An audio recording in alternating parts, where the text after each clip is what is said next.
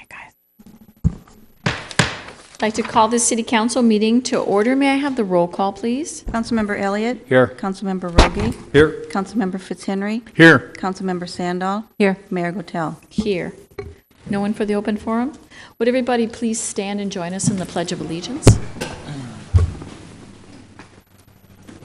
I pledge allegiance to the flag of the United States of America and to the republic for which it stands, one nation, under God, indivisible, with liberty and justice for all.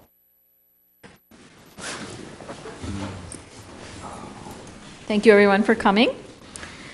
This evening, I'd like to ask Council's approval for the minutes of the regular City Council meeting of July 24th, 2012. So moved. Second. Any discussion? All those in favor signify by aye. Aye. Aye. Opposed? Motion carries. I would like to, at this time, bring up our chief of the fire department for a presentation and recognition of David, Brad, and Sam Schrick.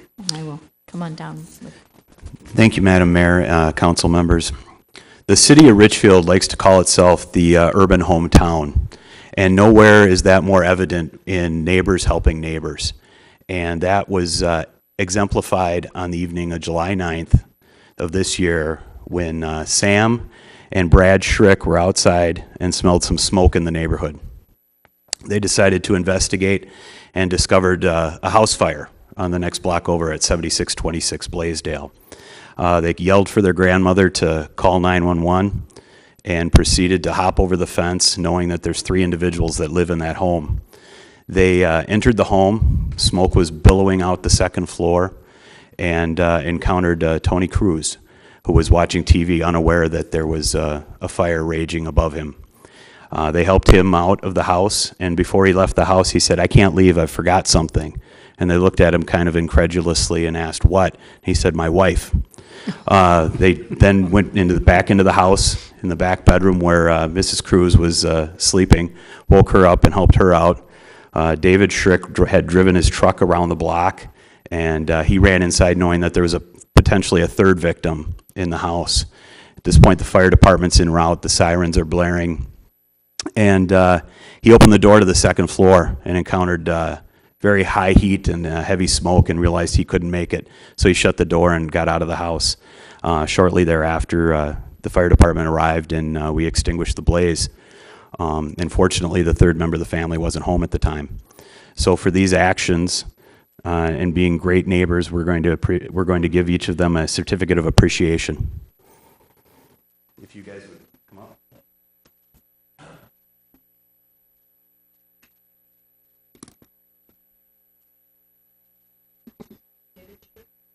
On July 9th, 2012, David, Brad, and Sam Schrick smelled smoke in their neighborhood and decided to investigate the source. Upon investigation, they discovered smoke coming from the second story of 76 Place Avenue. They made sure 911 was called, and then they ran to the house. Knowing that 3 individuals were in the residence, they entered the house and evacuated the elderly occupant. For these actions, David stood. Thank you for your grace. Sam Schrick. Thank you.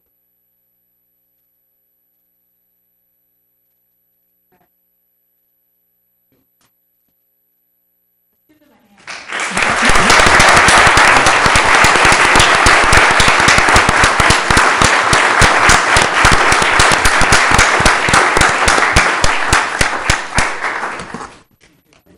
You know, when you think about Richfield, you think about strong neighborhoods, and this is just the adage of having our national night out, or you unite, or knowing your neighbors and knowing who they are, and coming and helping each other. And I just want to say this is certainly exemplary actions of the citizens here. We have great citizens here, people who live here for years, and they're really concerned and care about their neighbors, and we so appreciate you. Can I make one comment? Please make a comment. Thank you, Madam Mayor. I also want to thank Dave. I was out for the marathon, and we had that windstorm the night before, and guess who's out cutting down trees and moving them off the path? But the same guy we got here tonight giving the award for the saving a life. Truly a great employee for the city. We appreciate it. Thank you.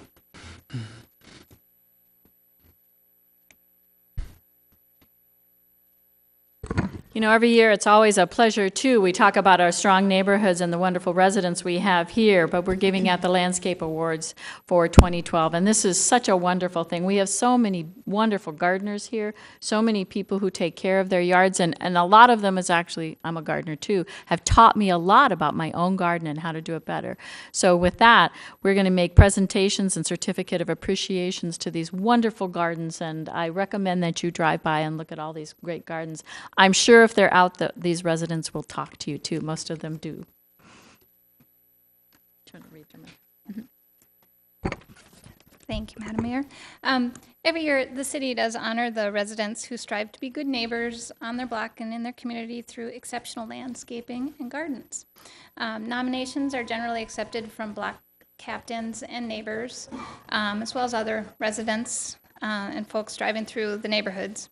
Judges, a team of judges go out and evaluate the properties based on aesthetic appeal, materials used, maintenance, and neighborhood impact.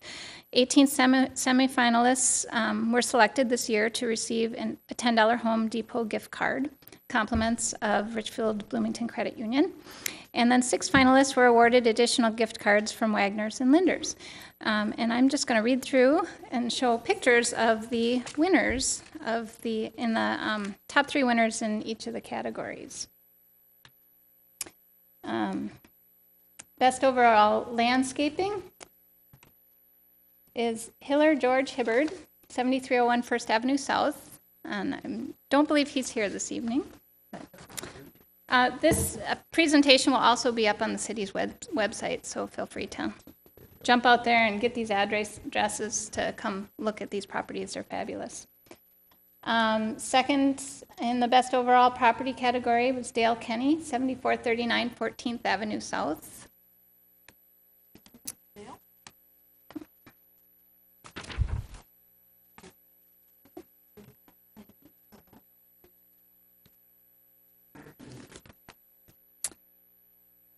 And then third in the landscape overall category was Marilyn Hill, 7445 Girard Avenue South.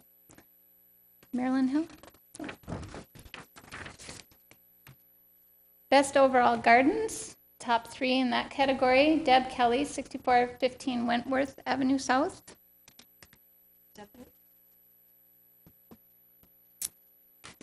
Jim and Julie Miller, 6514 Irving Avenue South. Julie, did she make it? No, she was hoping to attend. But.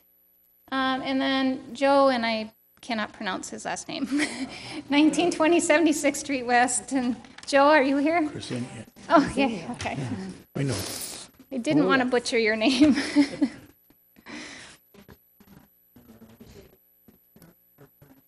Grisani, thank you. Okay, and thank you to everyone who participated and was nominated, and we appreciate all your efforts and hope you will participate again next year. Thank you.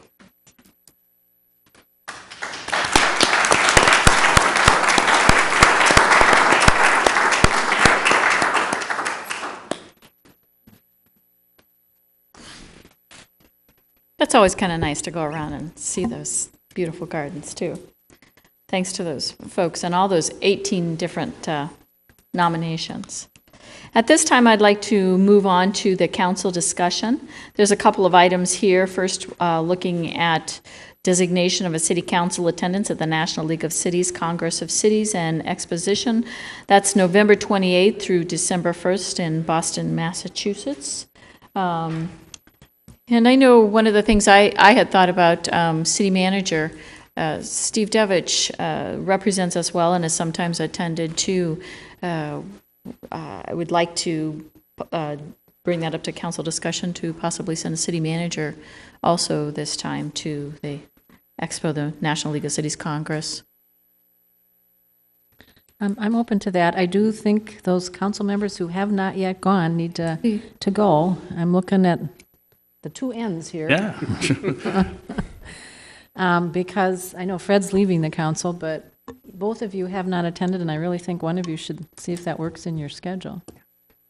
I'm going to be gone the first couple weeks in November, but Okay. I can take a look. It's been a long time since I've been out to Boston. I wouldn't mind going back, and it would be a good time to go out and attend this. But I can't commit, mainly because, you know, the Understand. judges pick their times, and I I have to understand. kind of jump to what the tunes they call, so. Yes. You, Tom, does that You know, work I'd in be your willing to schedule? look at, but I think the city manager, he's going, no. But I'd like to It'd be see, worthwhile also see a city council member as well go. Oh, a And a second lot of times person? you guys have, had gone back. Actually, there's money in the budget every year for that, for the city manager, but we don't send him every year. We've been cost conscious at times. So, and we've been trying to send only one council member. I think this would be good for us as we're looking, for some of the innovation and things that are going on. So please get back to me about whether one of you can. I'd venture to say that between Tom and myself, we can come up with an idea who can go. Okay, that would be great. All right. Hats off to Hometown Hits. I think a lot of us council members were out on Night to Unite. That was a wonderful night. 161 listed, in my understanding, parties were listed. My understanding there was more called in at the last minute. And then a lot of people, like my own block party, they had it another night, but they still had their Night to Unite. And it was a wonderful night and a lot of new young faces in the crowds. It was really great to see these young families moving into Richfield. So it was a time to welcome them there and to meet their children and families. So that's one of the things I wanted to talk about as we move forward. Also, this Thursday, from, I believe it's 4 to 8, the farmers market will be at the Lindale Garden site. The old Lindale Garden site is going to be opening up, and there'll be an open house for you to attend and look at that. And I encourage folks to stop in and see what's going in over there and talk to the folks about where the progress is on that project. That's really unique. As you go down Lindale and 66th Street, you see the whole downtown finally redeveloping. It's wonderful. So. Councilmember Elliott, I'll start with you. Couple things. I'd agree with the mayor in regards to the night out. I was at the Human Rights Commission meeting till about 8 or 8:15, and luckily enough, the list I had timing, so some were just wrapping up. But I didn't have any designated route to go, so I was able to stop in and meet 5 or 6. And I share the enthusiasm. It's enlightening. Because I remember when we moved here and all 3 of our children were born here and raised here, and there's been a transition, and my generation is not exactly moving on, but there's a lot of young families with young kids moving in and repopulating the blocks. And that's the growth you always like to see in the community. It's really wonderful to see it turn over and new families and new children coming in. Also, along with Member Sandal, I walked the lakes of Lindale with the City Planning Commission and did a route going around the lakes and talked to Colleen Carey and the people from Cornerstone about their thoughts, and they talked about what's going on Thursday. But then did a circle through there, and I think making that walk and transitioning through that neighborhood and see what's going on is really exciting. There's an enormous amount of potential. It's developing now, but there's an enormous amount of potential to really have kind of a circular area in there that's going to be the heartbeat. And I have to admit, as long as I've lived here, I'd never seen the park that sits kind of in the interior of Oaks on Pleasant. It's, really? It's You hadn't? outstanding. It's just outstanding. Yeah. I mean, I saw some sites that I hadn't seen, and it really kind of brightens up your imagination when you think of what can go on, particularly once Cornerstone gets going and trying to wrap it around and tie everything together. So I think it's exciting. And the third thing is, and this goes back and kind of kudos to the council members that are also on the HRA, because about 2 or 3 times a week I drive by 73rd and Queens, 74th and Sheridan, and 66th and Humboldt and watch those houses go up. Oh, yeah. And it's wonderful to see new housing coming up that's upgrade housing. The 2, 3, and I think the one is 7 bedrooms and 5 bathrooms. Yes. And the housing stock in Richfield is, and I actually got the real estate Report. release, Yeah, and the that report came for in, yeah. Richfield, the prices are up, the time on the market is down, and the sales look really, really heartening. So I think just we've turned a corner and things are really looking good here. That is. That's very nice to see. So, Councilmember Rogi. A couple of things. Speaking about people coming to Richfield, I was a little bit concerned on the article that was in the newspaper, West Metro population changes from 2010 to 2011, in which case Richfield only increased the population by 148, where some of the communities were in the 300s and in the 700s, 800s. I think that's part of the thing when we meet to discuss what we want to do in the future for housing here. I think some of the projections that we've seen are not even close to what's really going to happen, but we'll never know until it's past history. But Agreed.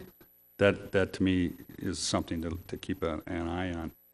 I've got three major things I want to talk about. One is we talked about we got a memo about the boulevard maintenance along the 76th Street trail, and my concern that I was disheartened by to see how they were being taken care of by the neighborhood. Most of the grass is dead on the north side of 76th Street. The south side, who doesn't have the trail, they have the sidewalk. They seem to all be being maintained because they probably were a long time ago. The majority of the grass is dead, and what isn't, and what is dead also has got weeds in it galore. And I got your memo, we all did, but what are we doing to go back to those houses that let that happen? Where are we at on this thing? I don't know. It's burnt to a crisp, and then the other half of the only green stuff is the weeds. Councilmember Rogie, Madam Mayor. Getting sod to grow after our projects, I think, is the single biggest chronic problem that we run into on all of our projects. So the fact that there is a problem with sod is not unusual. Establishing sod, I think, especially along a curb, maybe where it's not, next to the street and may get salt and whatnot, is just a chronic problem. And this year, with the sun beating on it, there are properties that have been kept on top of it and watered it very regularly and are able to keep it fairly green. Some place in between, but much of it, as you were saying, is burnt out. One of the things we don't know for sure, and there's still some speculation, that it was established last year in these places, and so we really don't know. Is it dormant? Is there a chance of it coming back? Some of those things we don't know yet, but we'll continue to be in contact with those neighbors to try to help with that. Something we haven't talked about is there's something else we should do to come back behind. We're trying to come up with some things that maybe we could do, perhaps slit seeding or something like that. That even though we haven't done that in the past, this was just a terrible year for sod with this heat that we had. Well, the south side is green. Mm-hmm.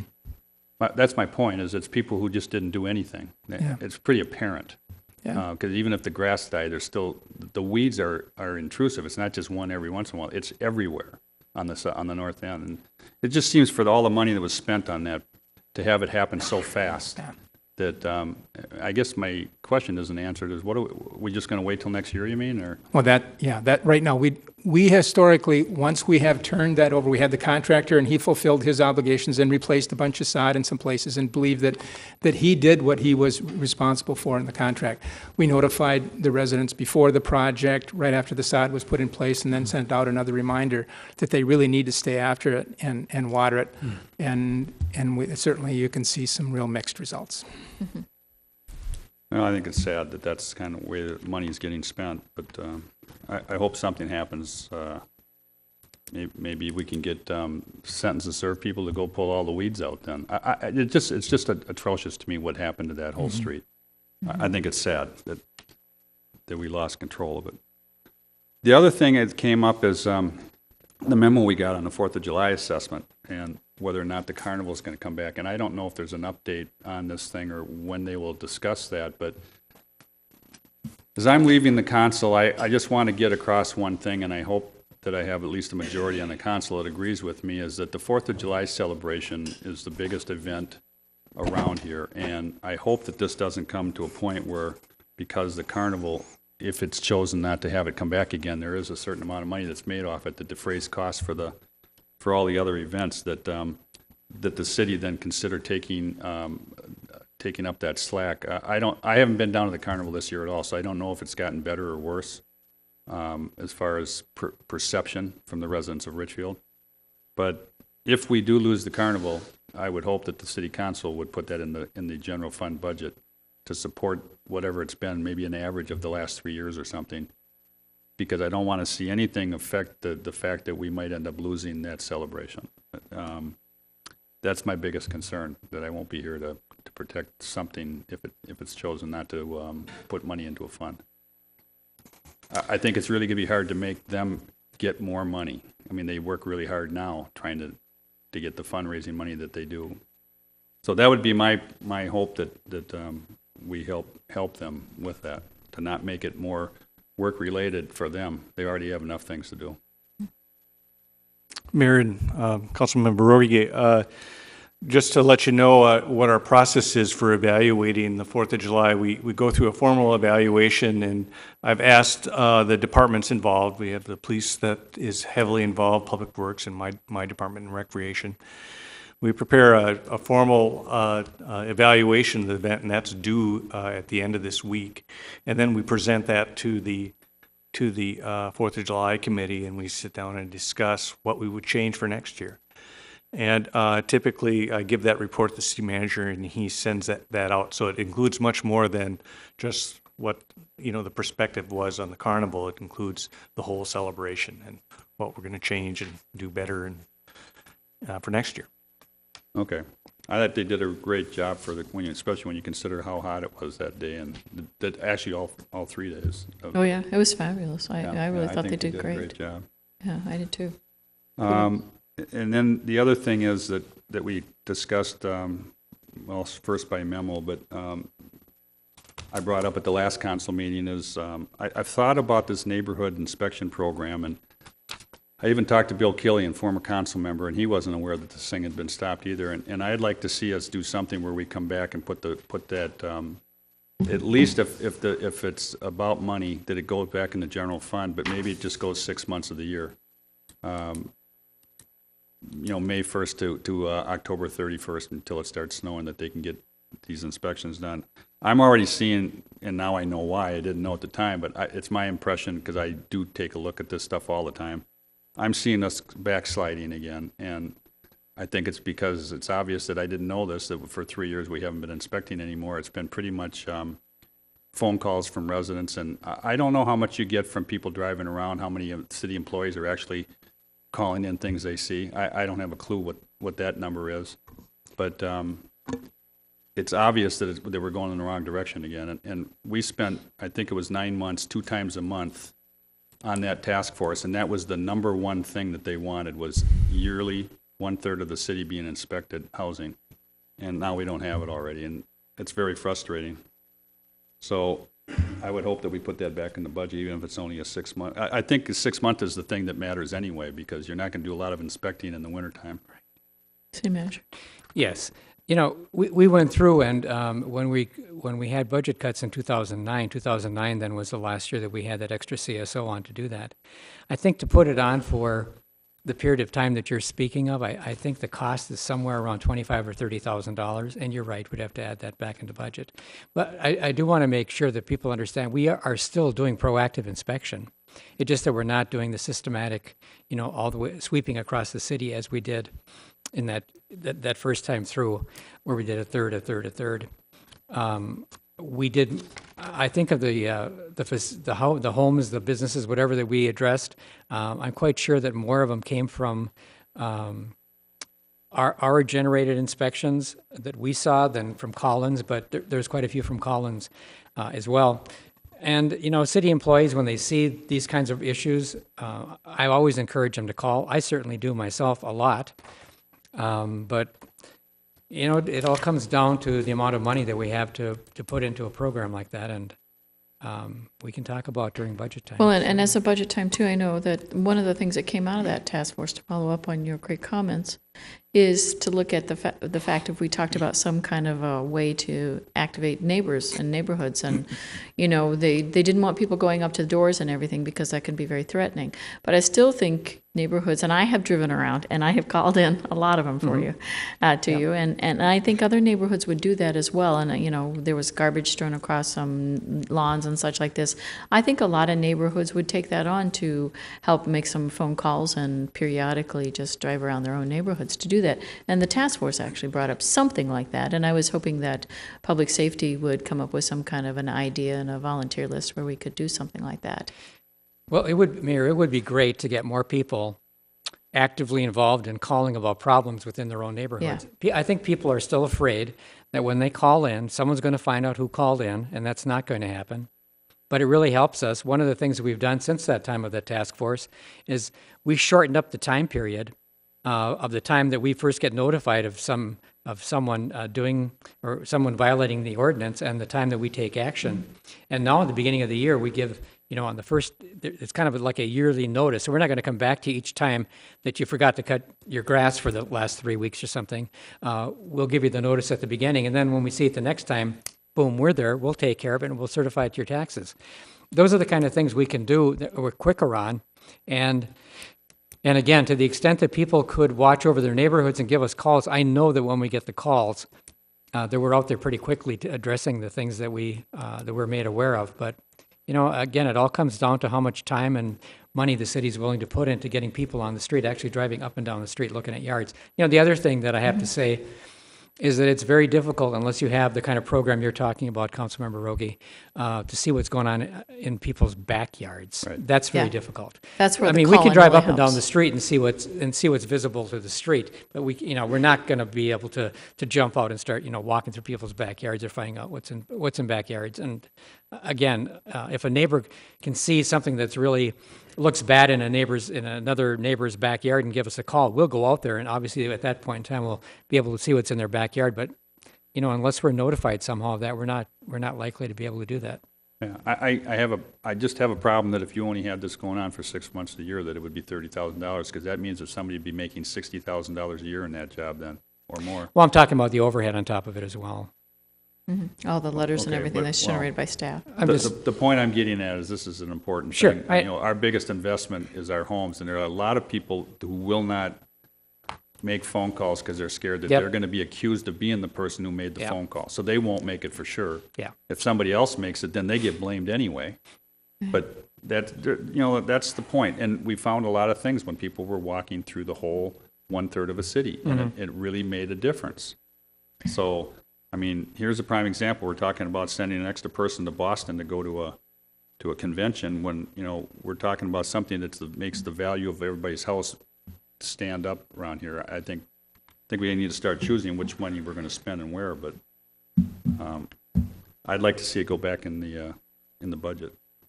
Well, if nothing else, you spoke to the real estate report and to the amount of people the population increasing or decreasing. People drive through our cities to see whether they want to live here if they're trying to relocate, and especially our major drags. They have to look nice, and they don't always either. Those are some of the places where I have actually called in as well because they didn't look good, like on 66th Street and other places. So it is pretty imperative that we have the visibility of what our neighborhood looks like. I do agree with you. Yeah. Okay. Other items? Yeah. And you're very truthful, Steve, as far as the big change was how fast we can react to these people now. That was impressive because you did make that happen. And I think that was one of the things that people got frustrated with, is sometimes it would take 3 months before something got done after they'd been turned in. So, and I'm glad to see you're still following up on that. Councilmember Sandal. Thank you, Your Honor. I would just piggyback a little bit on what Councilperson Elliott was talking about, the walking tour with the Planning Commission. Of course, I arrived with my bike, but they found a nice place for me to park it, and then I walked. And one of the other things that we did included in that tour was there are model homes now in the apartment complex that's being built on, is that 64th? 64th and Lyndale. And so we had the opportunity to see the model home, and it was really very attractive. Yeah, so it was fun to see. So that was a good event. Two other things just to say thank you to the Richfield Historical Society. They were celebrating the 160th birthday party of the house, Bartholomew House, and they had a great party on Saturday of last week. Not this Saturday, but the previous Saturday.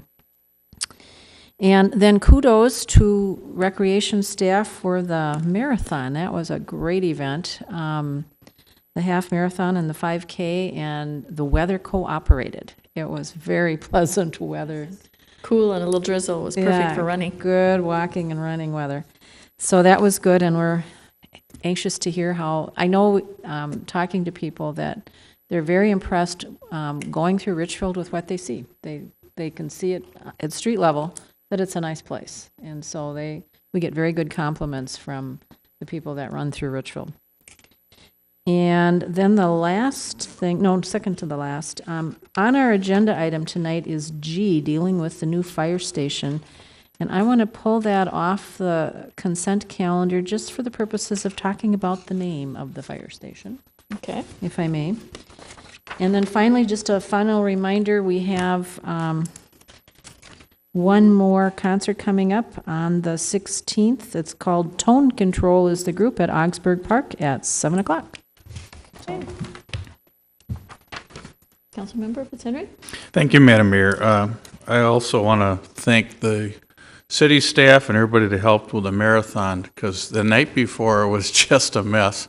And it was amazing because I pre-ran it on the motorcycle. First time I probably had to go cross-country on a Harley ever in my life because of the mud and the trees. But that first path I went through, I went, how are they going to run through this? And by the time we came through, paths were clear, and it was a great run. And the head runner, he had to have been about a half a mile ahead of everybody.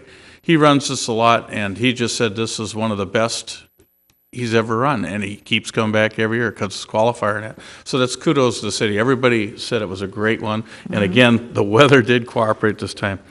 The other thing I'd like to mention is our new restaurant, Pizza Luce. I don't know if you've gotten a chance to go in there, but I drive by there, and every evening it is full. I mean, you cannot park there, which is great.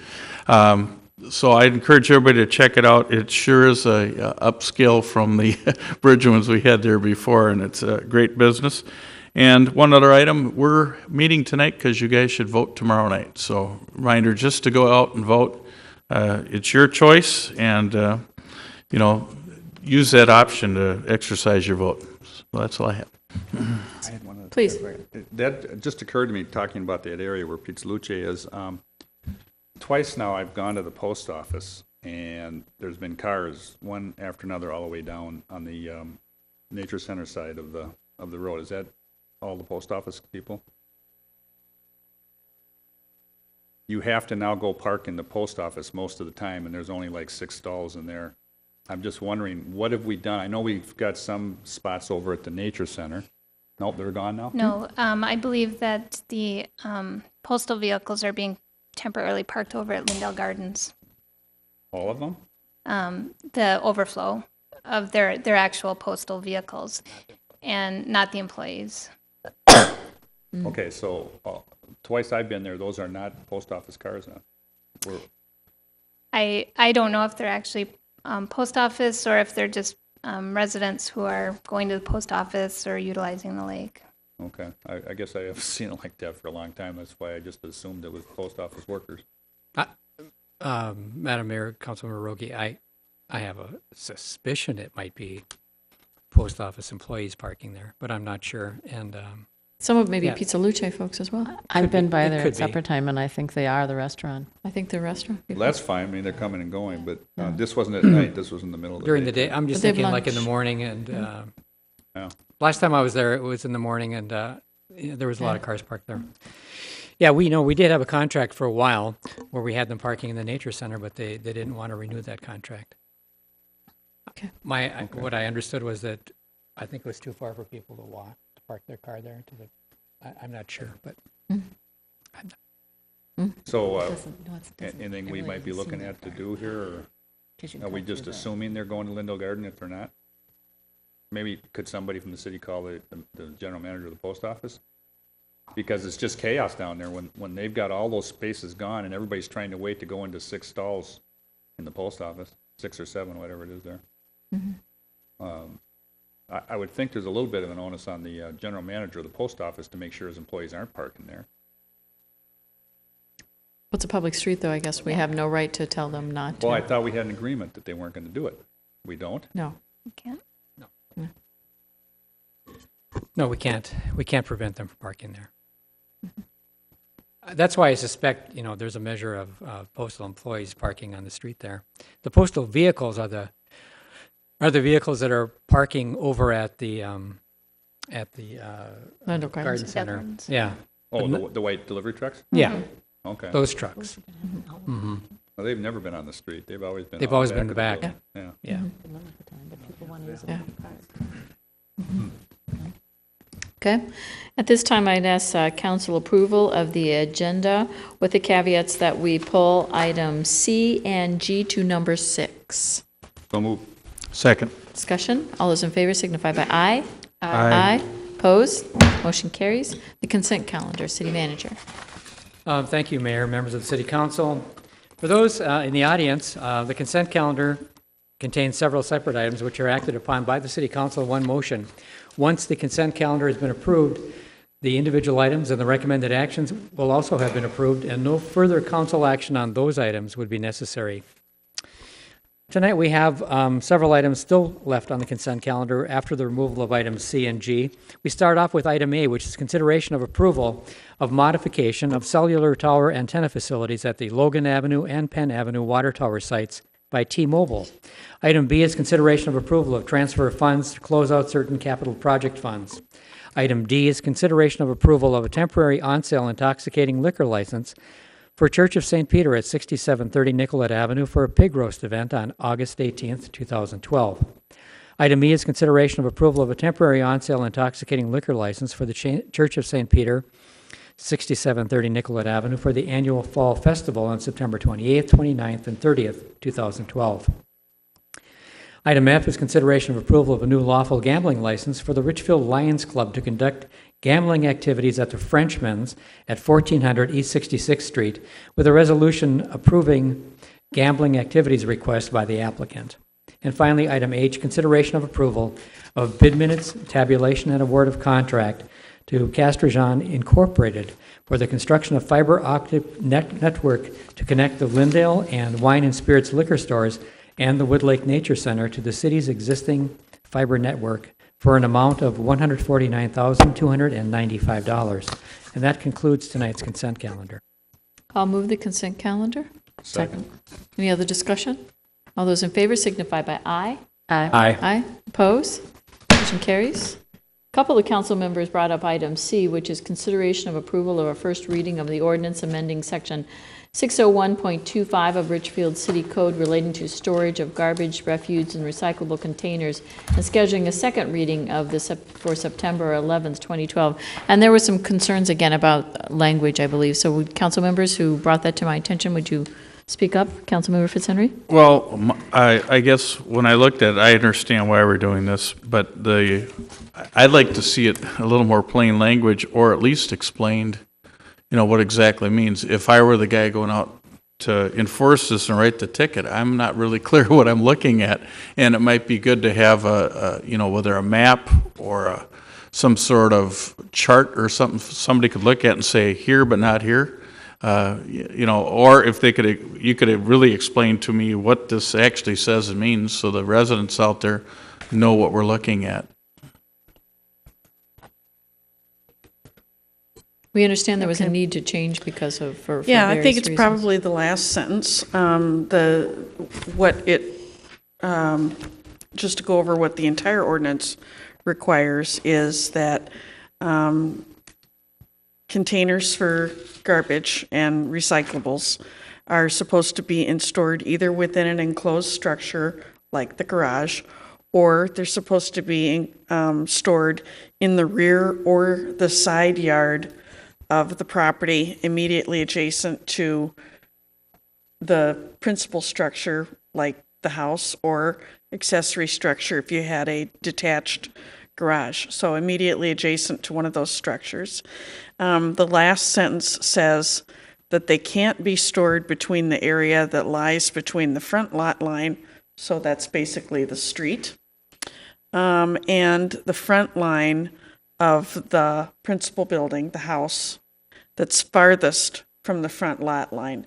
So if you have a house where the porch is maybe 10 feet closer to the street than the rest of the house, you need to keep your garbage can in the side yard behind that further back part of the house, not next to the porch. It needs to be behind the most distant front plane of the house.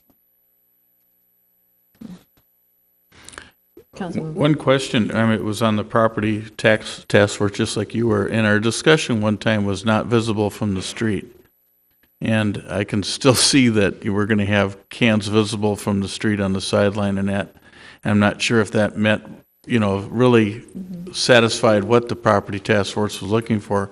It was kind of like out of sight, out of mind what they were looking for, and I can still see this be an issue where you'll still see it, may not be as bad. Right. And This is then, specifically, though, because of the case. yeah, Yeah, this is not about, because Yeah. that was already defeated, making it out of sight. okay. Yeah. In effect, because it never went forward. So this is just correcting the language that is correct. Right. I think we need to let the residents know real clear. When you explain it, it's better. If you read this, it's difficult to understand what you mean. Yes.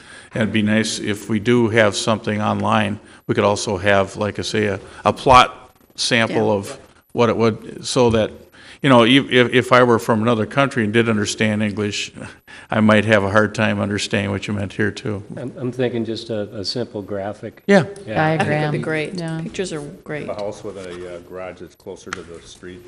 Right, if you have a house with the garage that's closer to the street, you wouldn't be able to store, or let's say you had a house where the house is closer to the street, the garage is attached, but it's a little bit back.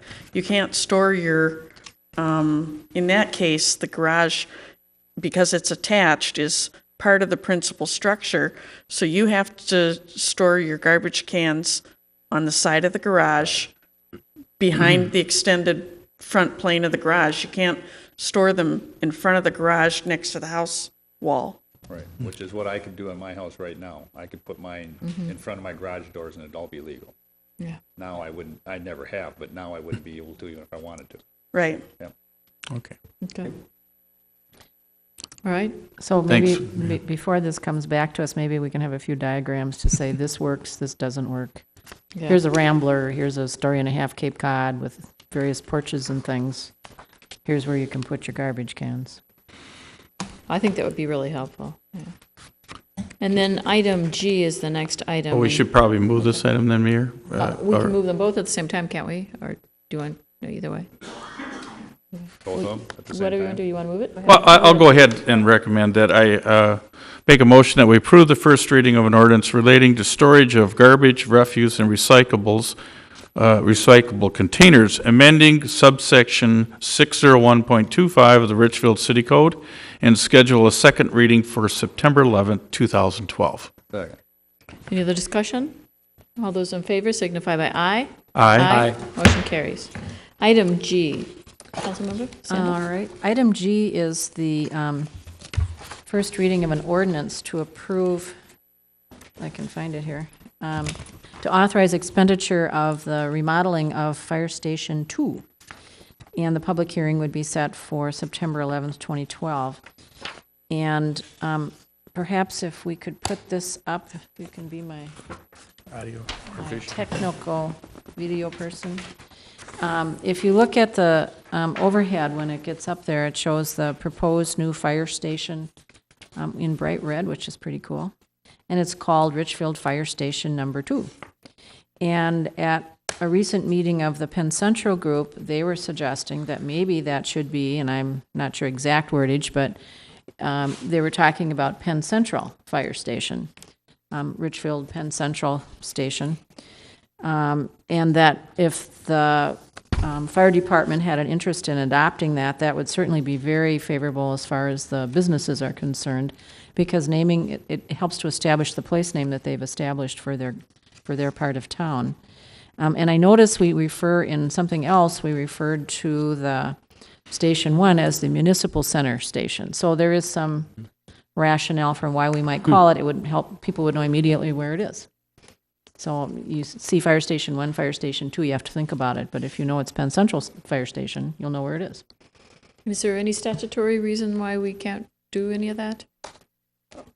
Not that I'm aware. Okay.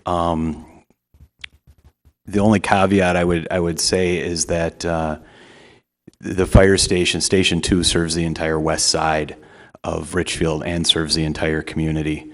Identifying it strictly by a neighborhood on the front of the station, I think, takes some of that identity for the rest of the city, or ownership that the rest of the city has, away from that station.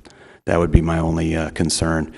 many stations throughout the country are in particular neighborhoods, and they might be like, for example, the Chinatown station or something like that, but it still has its station number.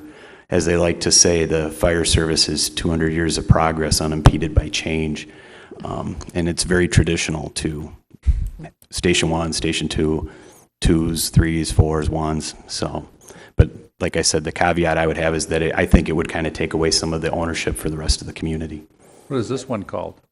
This is actually, officially, it's Fire Station 1. That's what I thought. But it was referred to in some of the materials we saw today as the municipal center, and then it said Fire Station 1. Yeah, the station at the located at the municipal center. Yep. Right. Yes, but it's not renamed on No, top. no. Yeah. Councilmember Elliott. I think naming it somehow working Penn Central in it, I don't see it alienating anybody that's, I mean, that's the neighborhood. And so it's a location, it's identity, and I don't think anybody that lives 10 blocks away, regardless of the direction, is going to be offended by the fact that it's identified as Penn Central Station number 2. I mean, I think it's not a problem. That's my impression. Anyway, if we're going to be spending a lot of money on remodeling, I think we should make a decision about the name before we put the sign up, was my only thought. I agree. Yeah. So we don't have to do it twice. Can we just direct staff to do a little bit of further search on this and figure this out quickly so that we, as we move forward, we can get this done? That's what I would Figure say. out if there's issues or problems or anything else we need to be thinking of? Yeah. But I kind of like the idea of it too, for redeveloping that area. And I live back behind there, so it's not necessarily my neighborhood, it's in the region of my neighborhood. And I would find that okay. I wouldn't be offended. Well, it's still going to say number 2 on it, though, Yes. right? Penn Central, Yeah. number 2, Yeah. right? Yeah, Richfield. Well, Madam Mayor, council members, what I'd like to do is just have, just give me a little time, give us a little time to noodle on it, to Yep. come back and bring something back to the council at the next meeting, if that's okay. That would be great. I'll weigh in, and I think I'm traditional like everybody else, been around a while. I'd rather see it as Station 2.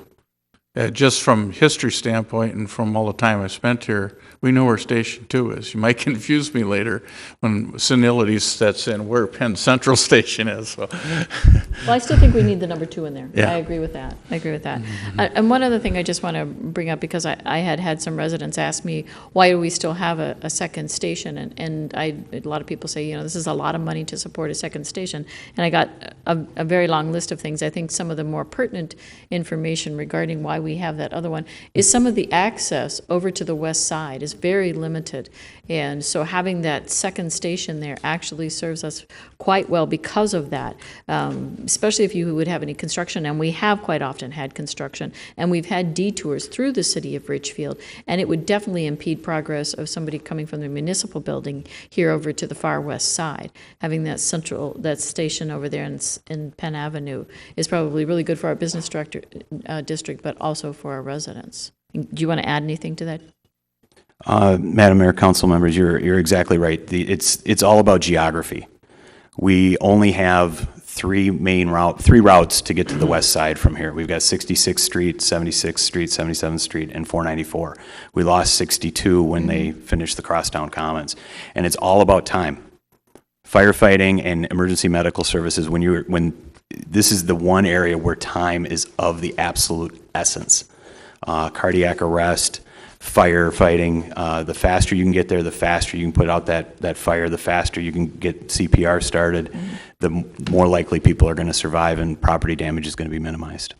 So, and thank you for that quick response, so I could pass it on to residents. Council member. Yeah, and I never had an opportunity to talk to you this. I do know that there's at least 1 or 2 residents on the west side that the question raised with me is why are we renovating this rather than doing what a lot of municipalities are doing, consolidating and using the Edina station that's on York that has the same access to our neighborhoods.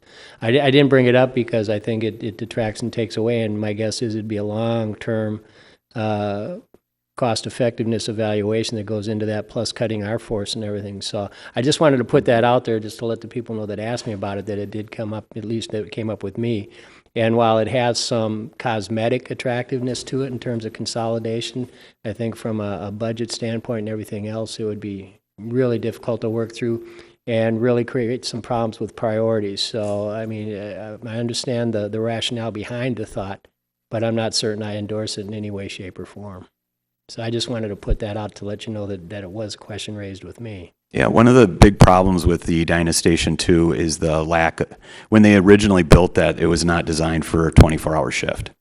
And they had to kind of come back in and retrofit it when they were building their new Station 1. So I don't think they were quite as looking long-term as they should be. And to try to put 4 to 6 firefighters in that station just wouldn't work. Okay. You'd spend way more than $900,000 to add that capability there. Okay. Thank you. Okay, Councilmember Sandal, would you like to make the motion? I will do that. I would like to move that we accept the bid minutes and tabulation and award a contract. Oh, I'm sorry, I'm on the wrong one.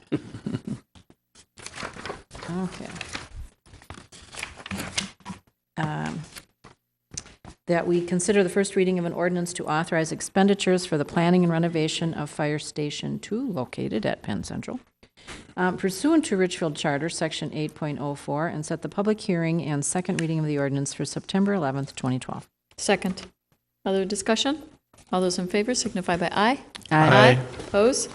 Motion carries. This is item 7 is a public hearing and second reading of ordinances granting cable television franchise to Comcast of Arkansas, Florida, Louisiana, Minnesota, Mississippi, Tennessee, Inc., and repealing Section 726 of the Richfield City Code. I'm just going to read some of this background. We're going to have some other information from staff as well and a presentation. The Southwest Suburban Cable Commission. The commission consists of the cities of Eden Prairie, Edina, Hopkins, Minnetonka, and Richfield. Minnesota cities. The commission advisors and enforces the cable franchise on behalf of member cities. On about January 1st, 1997, each of the member cities granted a cable television franchise to KBL Cable Systems of the Southwest, Inc., existing franchise. At that same time, the member cities each adopted a cable television regulatory ordinance to be incorporated in the city code of each member city. In 2000, the commission and the member cities approved a transfer of the existing franchise to Time Warner, Inc. In 2005, Time Warner transferred the existing franchise to Comcast Communications. Comcast currently operates the cable system in each of the member cities with the authority granted by the existing franchise. The initial item of the existing franchise ran for 15 years and was extended. The member cities is now expired on July 31st, 2012. In 2009, Comcast requested renewal of the existing franchise, and the commission has since been engaged in information renewal negotiations with Comcast in an effort to reach mutuality acceptable terms and the new franchise. In response to Comcast's request of franchise renewal in 2010, the commission retained an outside consultant to draft a needs assessment report outlining the future cable-related needs in the interests of the member cities for the next franchise term. The commission also prepared a draft franchise which incorporated the findings of the needs assessment. The draft franchise incorporated most of the key provisions of the regulatory ordinance in an effort to consolidate all these cable regulations into a single franchise with Comcast. So, and there's several of the commission goals to incorporate the provisions of the regulatory ordinance into the renewed franchise, resulting in one governing document, and ensure that the provision of each member city code is incorporated into the new and renewed franchise so that the same right-of-way regulations governing the right-of-way users to apply to Comcast, streaming regulations in the Comcast franchise, eliminating unnecessary provisions that are no longer applicable to cable providers in today's regulatory environment, addressing a digital migration of local government and educational channels, increase the level of capital support for the local channels, maintain the 5% franchise fee as consideration for use of the cities, eliminate the Comcast Public Access Studio in Eden Prairie due to limited use by residents and cable subscribers, and redirect the resources to other local programming options to be determined by the member cities. Improve customer service standards applicable to Comcast and enforcement by the Commission and the members. Renew for a 10-year term. Adopt enforcement procedures and security to ensure compliance. And I know that as council members, we've all gotten emails, letters, and phone calls regarding the Eden Prairie facility and the closure of that, and I'm sure that staff are going to discuss that. So I'll turn this over to staff. Thank you, Madam Mayor and members of the City Council. I think at this point in time, I'm just going to just outline for just a second the process that we went through, and then I'm going to ask Brian Grogan, who is the attorney for the Southwest Cable Commission, to make a brief presentation that really outlines what the new franchise agreement means for the city and for the Southwest Cable Commission. We started out in 2011 and in the first half of 2012 negotiating the new franchise ordinance and trying to get this into one single document. There were just a lot of issues that we had to go through, including how long would the term of the franchise be, and all of the other major things that we listed as commission goals, and then addressing the kinds of wants that that Comcast wanted in the ordinance. Needless to say, it was a very long negotiations process, and the ground rules of what a cable company had to provide in today's world is a lot different than what it was when we did the last franchise renewal back in 1997. And we had to also address the reality of that situation. So I guess at this point in time, I'm going to ask Brian to present to the folks in the audience and to the City Council really an outline of the negotiations process and what we ended up with. Thank you, Madam Mayor, members of the council. Again, for the record, my name is Brian Grogan. I'm an attorney with Moss & Barnett, which is a Minneapolis law firm, here tonight representing the commission. And I want to just emphasize that because this is the 5th time I've made this presentation to the other cities, and I want to be clear, I, in essence, work for you. I work under your city attorney in this case regarding just cable communications, and I work directly for your city manager, Steve Devich, as he's one of the members of the Cable Commission. Mm-hmm. So I hate to make a whole presentation and then be confused later that people thought I worked for Comcast. That's not the case. I represent the city and the commission. There is a representative of Comcast in the audience tonight, a gentleman named Mike Logan, who's one of their directors of government affairs. If you should have questions for Comcast, I'm sure he'd be happy to answer those. I do have a brief presentation tonight, and through the fine comments of Madam Mayor and the manager, you've shortened that up for me so I can move even quicker and get directly to your questions, which I hope to do. What I'm going to try to cover tonight is a little bit about the history of the process, although I think we've covered a little bit of that already, some of the key provisions of the new franchise, and then the recommendations of the commission. A couple of comments about this Southwest Commission, first of all. We only meet twice a year. We have no employees. You'll hear tonight that we don't have a website, and we don't. This is a fairly bare bones operation. The theory was our purpose is largely to regulate Comcast and to make sure they meet the terms of the contract. Under the last franchise, they also handled public access at a studio in Eden Prairie. We regulate that as it relates to what the terms of the franchise are, but we do not have a full-time employee. We don't have large staffs that go out and produce this programming. We have none of that. So it's a different model. It doesn't mean ours is right or wrong. It's just different than what you may hear from other areas. We have cable commissions in the Twin Cities, some of which are my clients as well, that have studio facilities as good as KARE 11 TV, with production vans that can match the best productions nationwide. That's just not been the history of the 5 cities that are part of the Southwest Commission. It may be our future, but it hasn't been our history. And I think that is beyond argument. It's just not the way the last franchise was drafted. But let me discuss a little bit about the history of how we got here. As mentioned earlier, this all started 15 years ago in 1997. You adopted 2 different documents. It was a code provision, which is a regulatory ordinance. The theory was we were going to have 5 cable operators in town, so we better have a code provision that would govern them with uniform requirements. 15 years later, we don't have 5 cable operators in town. We have 1 cable operator in town. So the need for that code provision, it led to more confusion than it did help. We couldn't figure out whether to look at the code, look at the contract. When there was a conflict, there was always discussion and debate. We'd have to figure out with staff which one governed. We've tried to streamline that as part of this process. Comcast asked for renewal in 2009.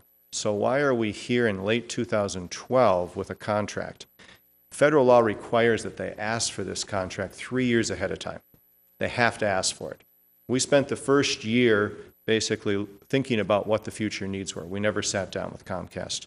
We went out and we hired a professional consultant, somebody outside the commission, outside the cities, to come in and look at this studio in particular. Is it being used right?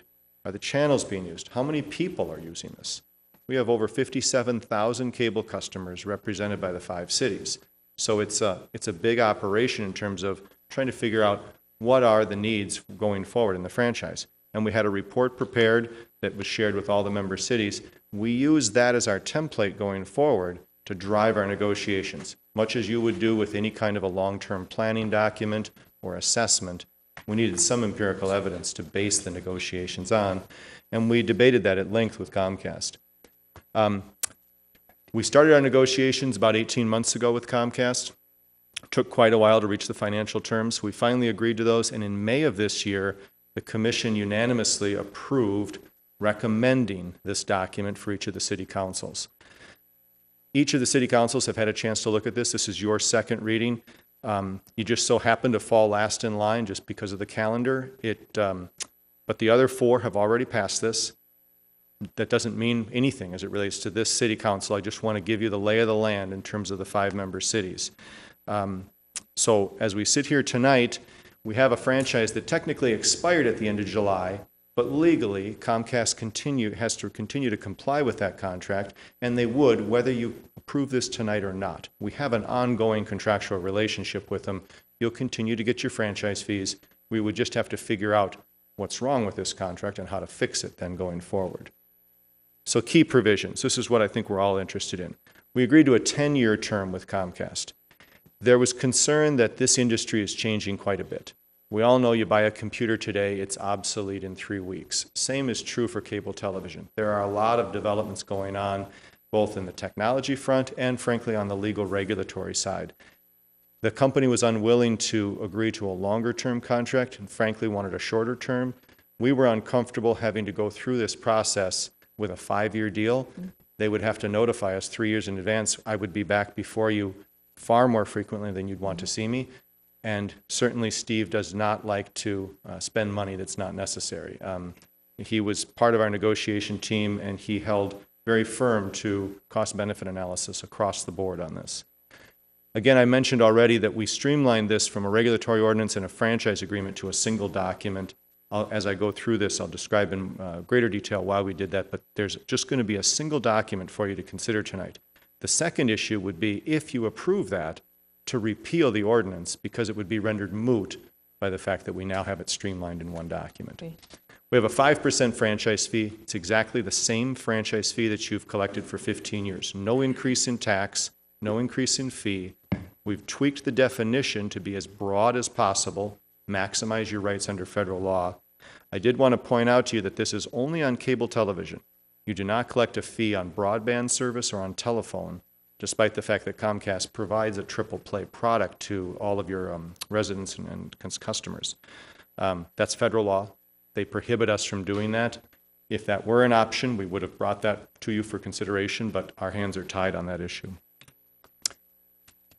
Getting to, I think, going to be the topic that we're going to discuss tonight the most, we have 3 PEG channels in this document.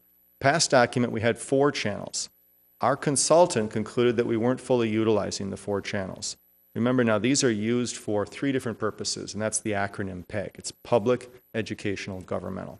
So the channel that we're on tonight is our government channel. Nothing changes. That channel is preserved going forward. We also have a dedicated educational channel, and we have a dedicated channel 15 for public. That will not change as a result of this document before you.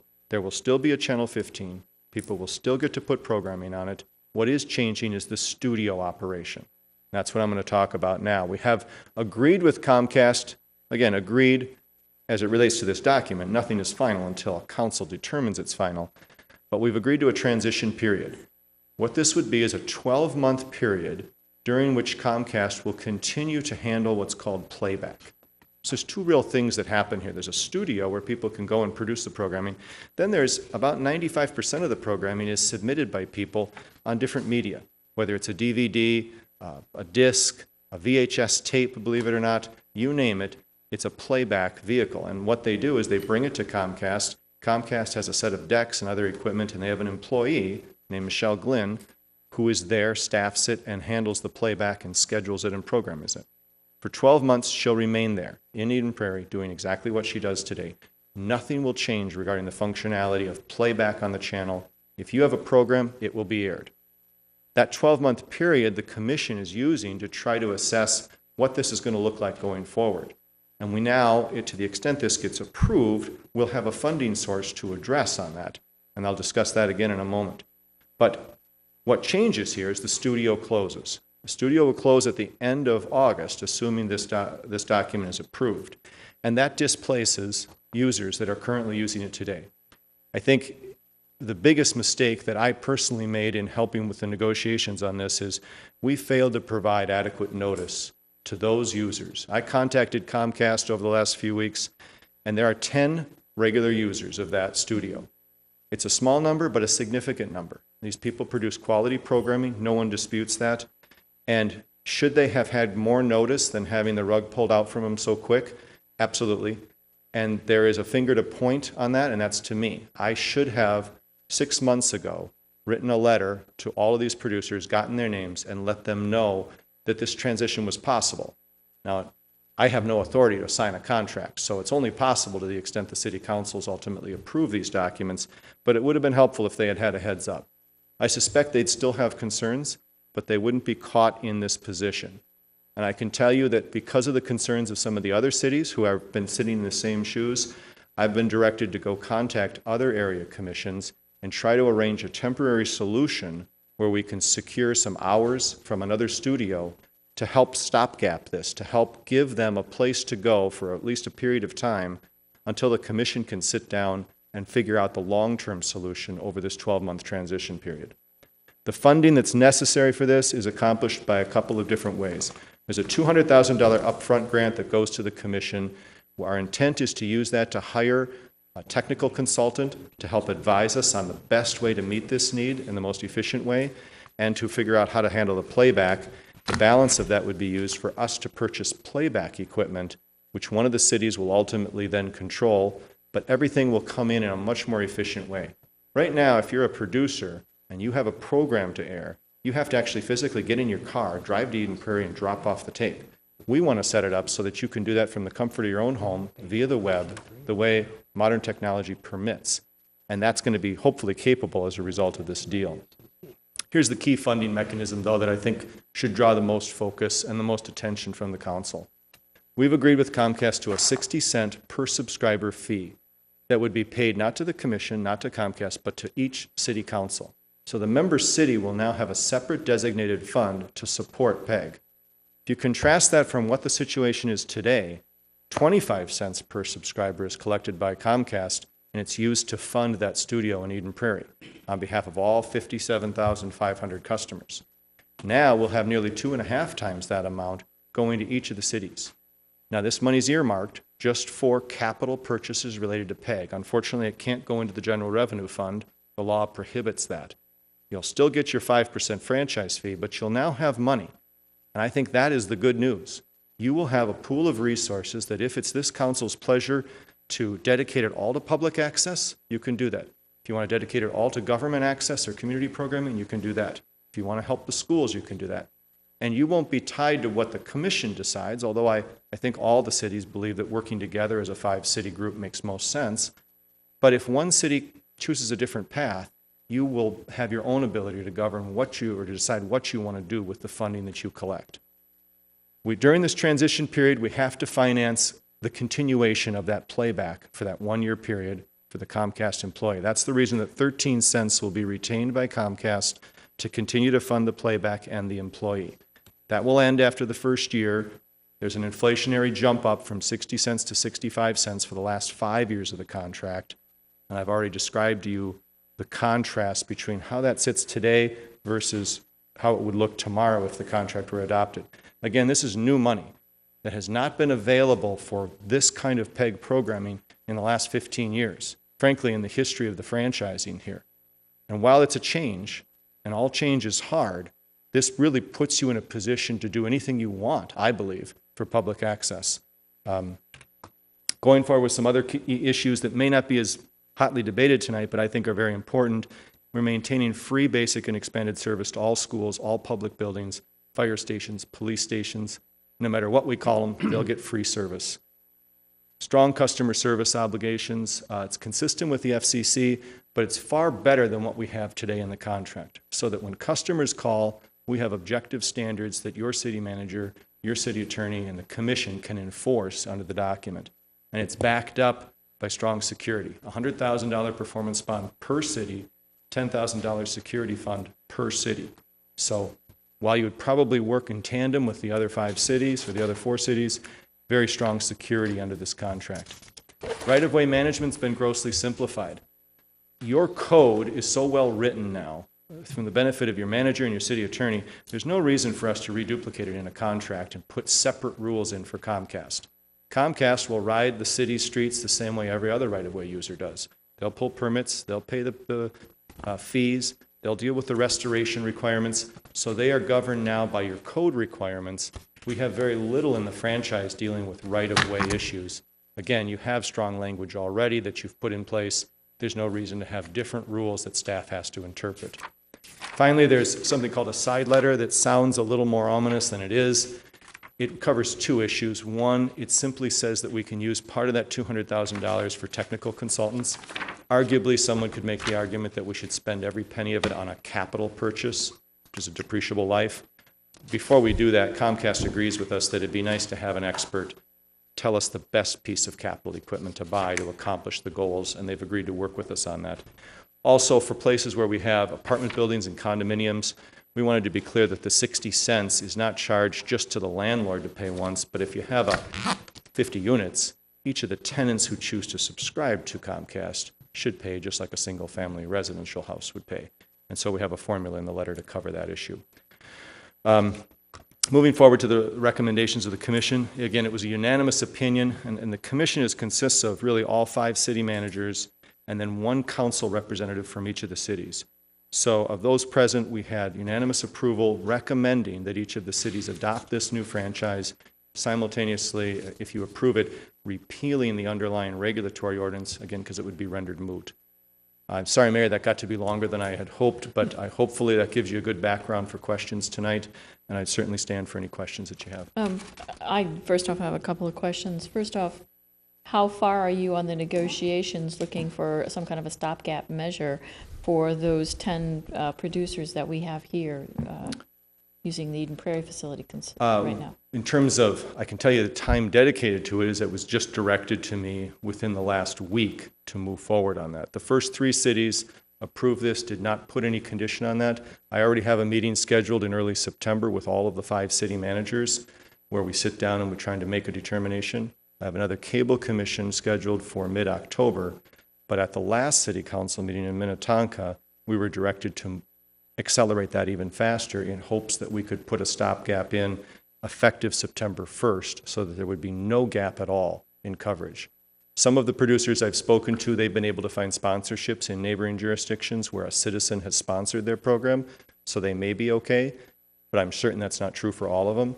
And so I am moving forward, but I have nothing definitive I could share with you tonight, Mayor, in terms of a deal that has been struck or funding mechanism. I haven't gotten that far. But the communications are out, and I've been keeping all the managers, including Mr. Devich, up to speed on where we stand with those. And just my understanding, too, is I know we want to move this quickly, and I know we've been negotiating, for 3 years now with Comcast, and I see my good friend from Comcast here. Thank you for coming. But in the interest of making sure that we have coverage, what would happen if we decided to continue this public hearing so that it would be advantageous for everybody to come to a quicker conclusion? Madam Manager, Mayor, I would suggest that we not continue this public hearing. I would suggest that the city would address this item tonight. We have spent a lot of time thinking about this and dealing with this issue. And, you know, in the past, we have had, in the past 15-year franchise, we have had the ability to basically require Comcast to provide that studio. And really, that's really not the case right now. I mean, there's a dispute as to how much authority we have under federal law to require support for public access, and the studio is about $250,000 to operate a year, and that would have to, basically have been picked up by the cities, and the cities weren't interested in doing that. And really, if you look at it from just a cost benefit perspective, we have 57,000 subscribers in the Southwest Commission. We have basically 10 people using that facility, 10 shows, 10 public access producers. The agreement that we've put together here is of great benefit to the 5 cities, I believe, and is of benefit to the 57,000 subscribers or so that we have of Comcast. I'm confident that we can find a way to put something in place as a stopgap measure. I'm not sure we can do it by September 1st, but if you think about it, the playback is there. If somebody really had a need to shoot a show, you could shoot a show and deliver the tape, the disc, whatever, to playback and would get on the air. If a show didn't play if it had to be delayed for a few weeks or a month or something, I'm not sure how detrimental that would really be. I can tell you that I and Pam have shot about 125 shows on government access. I've never used a studio. We've done it ourselves with a camera, basically, most of the time. So I'm confident that we can address this issue. But in the bigger picture, what we have here is an opportunity where the city can get money for capital for PEG, which we've never had before, and can take a look at where are the best dollars spent. Are the best dollars spent on public access, educational, governmental? You can make those decisions because that money has to be spent for that. And we will come up with a formula to address it on a commission-wide basis because we have to have a playback facility, and we will come up as a commission with a recommendation of how we can make sure that the public access can continue. But again, at the same time, it's a huge opportunity for the cities, for each of the 5 cities, to be able to take control of this. And the improvements that we've made in governmental access here, typically all that would have been covered and paid for by the kind of new money that we're talking about that the city of Richfield would get. So, again, that would be within the purview of the city of Richfield to be able to make those kinds of capital improvements to governmental access. And there are all kinds of options, I think, that we could take a look at, and again, maybe partnering with somebody else, whether it's a school or whether it's another city, to find a way to use some studio time.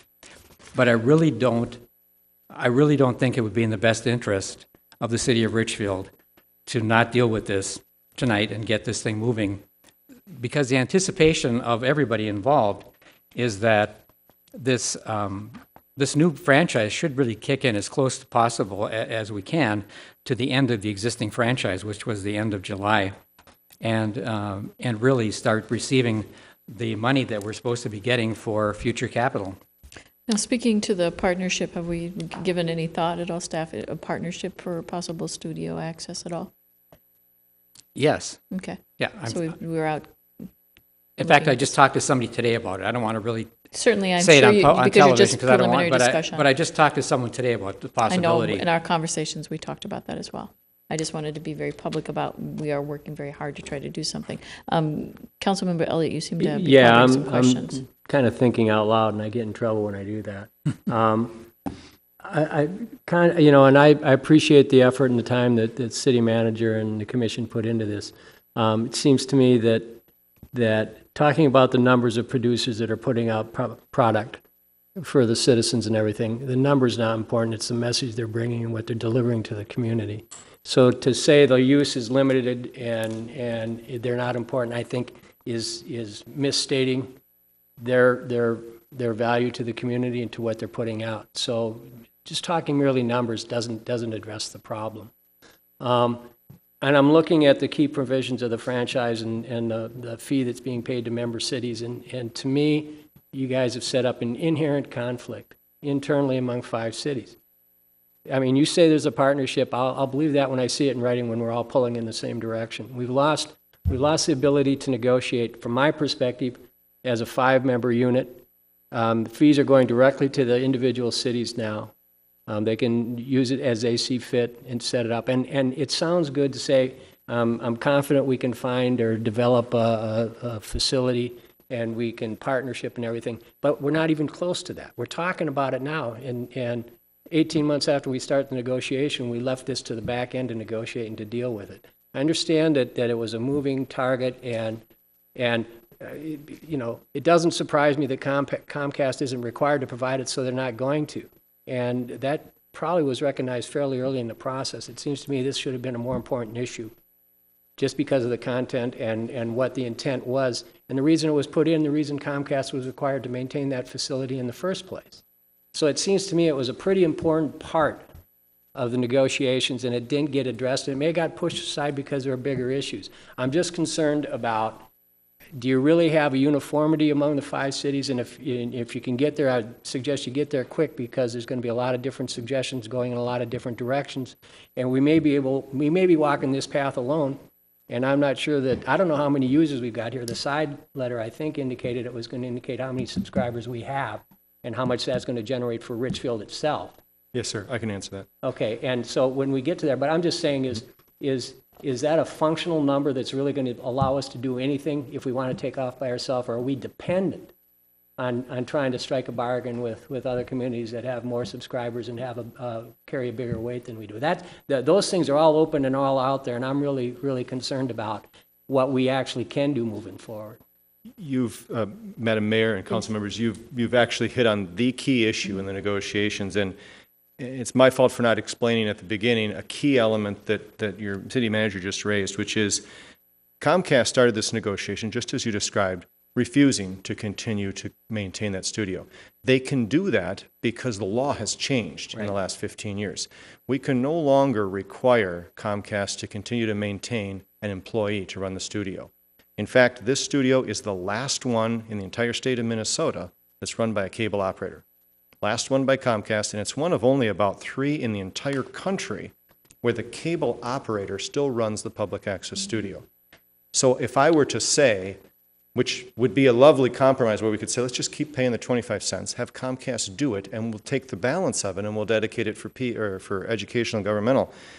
That wasn't an option we had because the law prohibits us from imposing that for operational expenses. What would have happened, council member, is they would have just deducted it from your franchise fees, which, when you think about it, they would have had an employee that they manage, but we pay. And it didn't make any sense to continue that operation. The other thing that I want to make sure, I never want to come before a city council and present you in a position where you feel boxed in. You always have the option to delay and to think about it longer. But my job, of course, is to lay out the numbers for you so you know what you're voting on. And right now, the 60 cents will generate somewhere around $50,000 a year plus a little bit. So let's just say it's $4,500 to $5,000 per month is what the fee will generate. But the harder issue legally that I have is if one of the 5 cities chooses not to accept this, which is absolutely fine, you have a contract then that requires a studio that Comcast has to maintain at 25 cents a head for 57,000 customers. The other 4 have already approved it. So they're no longer going to be funding that studio. They're going to take this 60 cents and use it as a new tool to fund a different solution for public. But what it puts us in a position of is I'll have to sit down with Mr. Logan and his colleagues, and we'll have to figure out how is it going to work to maintain the studio for an extra month or 2, and how is it going to get paid for. And I know exactly what I'm saying. I've come here on the 13th of August putting you in a position that's not very friendly. And I don't know how I could have done it where one city wasn't put in that position because somebody had to go first and somebody had to go last. I'm not suggesting those change any opinion. I just wanted to make sure you had that information as you make these decisions, because it's a hard decision. But to the point that it wasn't broken, so we shouldn't have fixed it, the law tied our hands. We couldn't just say business as usual. We had to break the model up. I think the thing that we probably could have done better is to try to come up with a model before we came to you. Yes, exactly.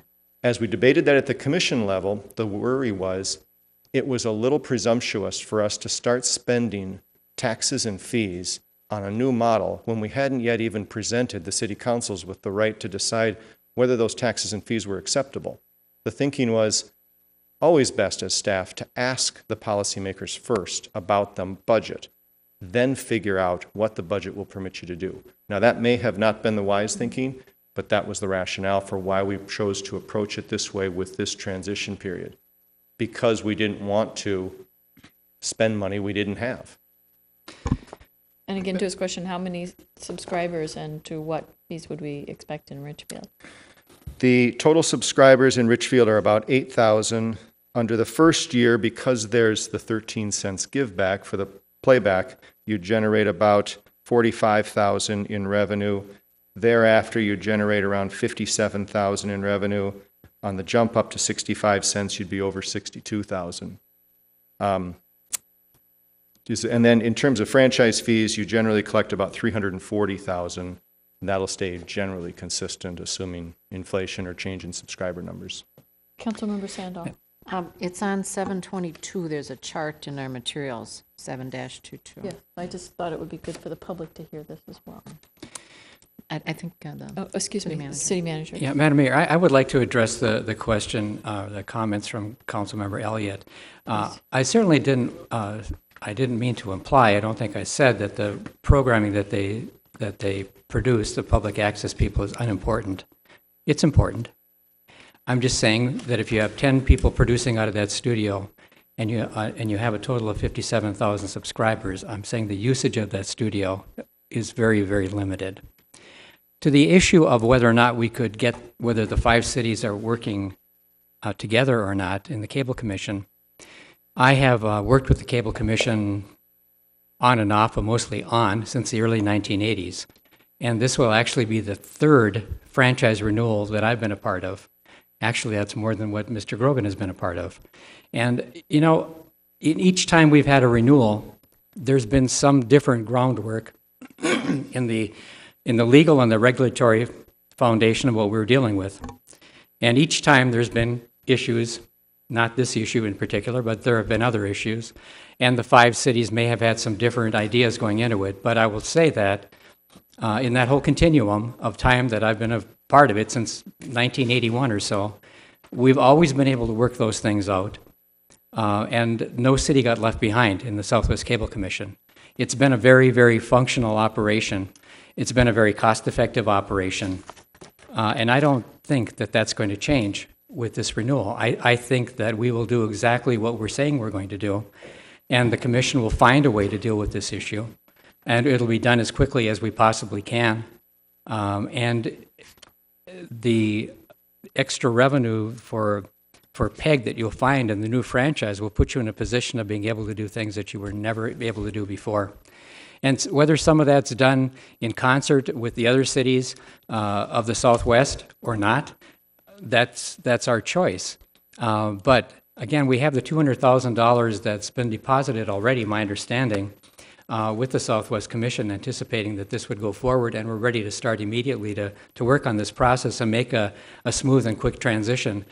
That is what the Southwest Commission is absolutely planning on doing, and will put its full effort into it. And I will put my full effort into working to find a way to make sure that we get something in this as a stopgap measure to deal with the issue of public access. Mayor? Councilmember. I'm confused about. Let's get it down to the raw thing. We end up not having a studio at all, effective sometime here in the near future. So that means that they can either do it like you have been doing it, where you go out and film, or do it in a room, whatever. And I don't understand why that wouldn't work.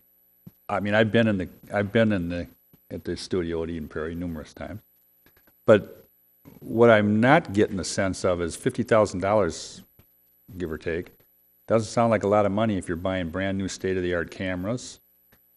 If you're trying to duplicate what they had over there is what I'm getting at, and we don't share it with somebody else. If everybody says we're going our own way, maybe Minnetonka says we don't want to be a part of this at all. Whoever wants to do stuff, go do your own thing. We could end up being the only person, the only community that tries to do a studio, if that's the right terminology. $50,000 isn't going to pay much for a studio and cameras and all the electronic stuff. So I guess that's where my concern would be, is why we don't know, will Bloomington just let us cherry pick with them and they get some of this money? Is that, I mean, we're going to pay rental and maybe cost $50,000 a year? Those are good questions, and those are the kind of questions we're going to address. I know Brian can stop in and chime in a second. I don't know that it was ever the plan that Richfield would build its own studio. I don't think that that's necessarily the case. But there are other studios in the general vicinity that we might be able to partner with. And you're right, if we were going to build a whole studio from scratch, $50,000 isn't going to buy a lot of equipment doing that. But at the same time, if you're looking at partnering with someone, putting $50,000 into a pot to buy some equipment, it does go pretty far. I mean, you'll be surprised at what I was able to do here for. I think I did the whole city hall, all the stuff we're looking at, more than just government access stuff here, for around $100,000, roughly, somewhere in there. So you can really do quite a bit. And I think in the meantime, it's up to us to find a place that has a facility where somebody can go into, rather than us starting to duplicate that. But you can speak to that, Brian. Madam Mayor, Councilmember, if all the 5 cities chose to dedicate all 60 cents just to public access, it would be just shy of $5 million over the 10-year period, which is a nice sum of money to build a very nice studio for a 10-year period. If the public access producers, if the cities want to support that type of programming, the revenue will be there. In fact, if the deal didn't get done, if we just reverted back to the other deal, I don't think there's anyone that would argue that the equipment at that facility right now is state-of-the-art. The playback facility is not state-of-the-art. We're comfortable with it because it's been there, but there are a number of deficiencies. It is open 40 hours a week. It is staffed. It's open Mondays, it's open Fridays, it's open Tuesday, Wednesday, Thursday, late in the evening. 40 hours are available. That's the part we'll have to make up. But what we're missing, I guess, is the idea that will all 60 cents be dedicated for public access? We're going to get all of the equipment from that studio. Now, some of it we may have to actually pay to dispose of, but we're getting it all. Everything from lights, racks, you name it, because your city, your customers or constituents have paid for that. So it is the commission's, and that'll be turned over to the commission. Now, whether that means there'll be portable equipment made available to folks, or we affiliate with another studio to rent it, we use a school district studio, and we rent time in that to make it available for producers. We deal with an edit studio so people can come in and edit programming that they may produce outside. There are a number of different options. I think what we need to do is probably listen to the producers about the most efficient way we can meet it.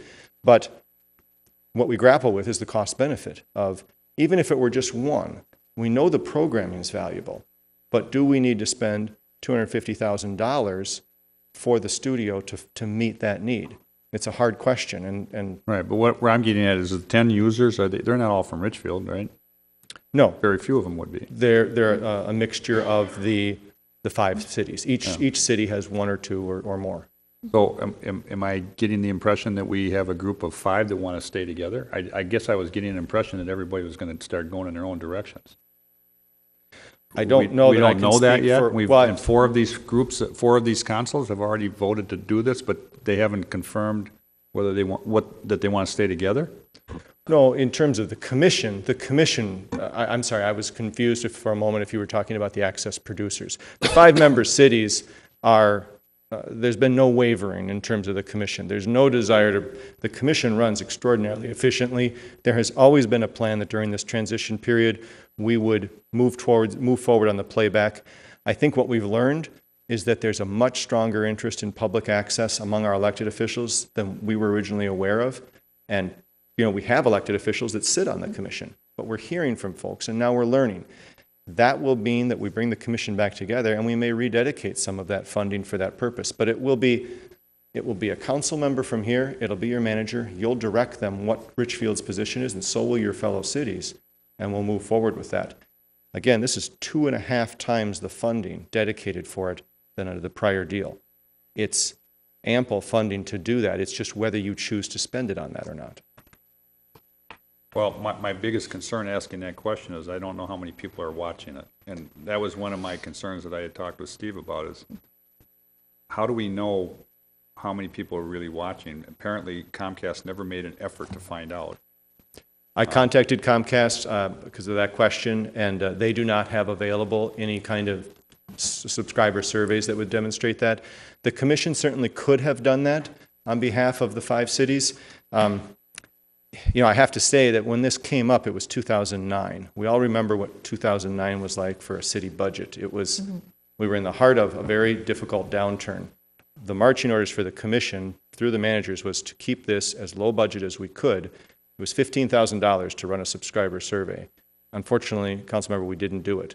That would have given you the data. It's kind of like that now. I don't think things have really changed that much that anything's changed. Yeah. You know, I would say in defense of the access producers that cable is a niche program. You know, 15% of the population watches ESPN.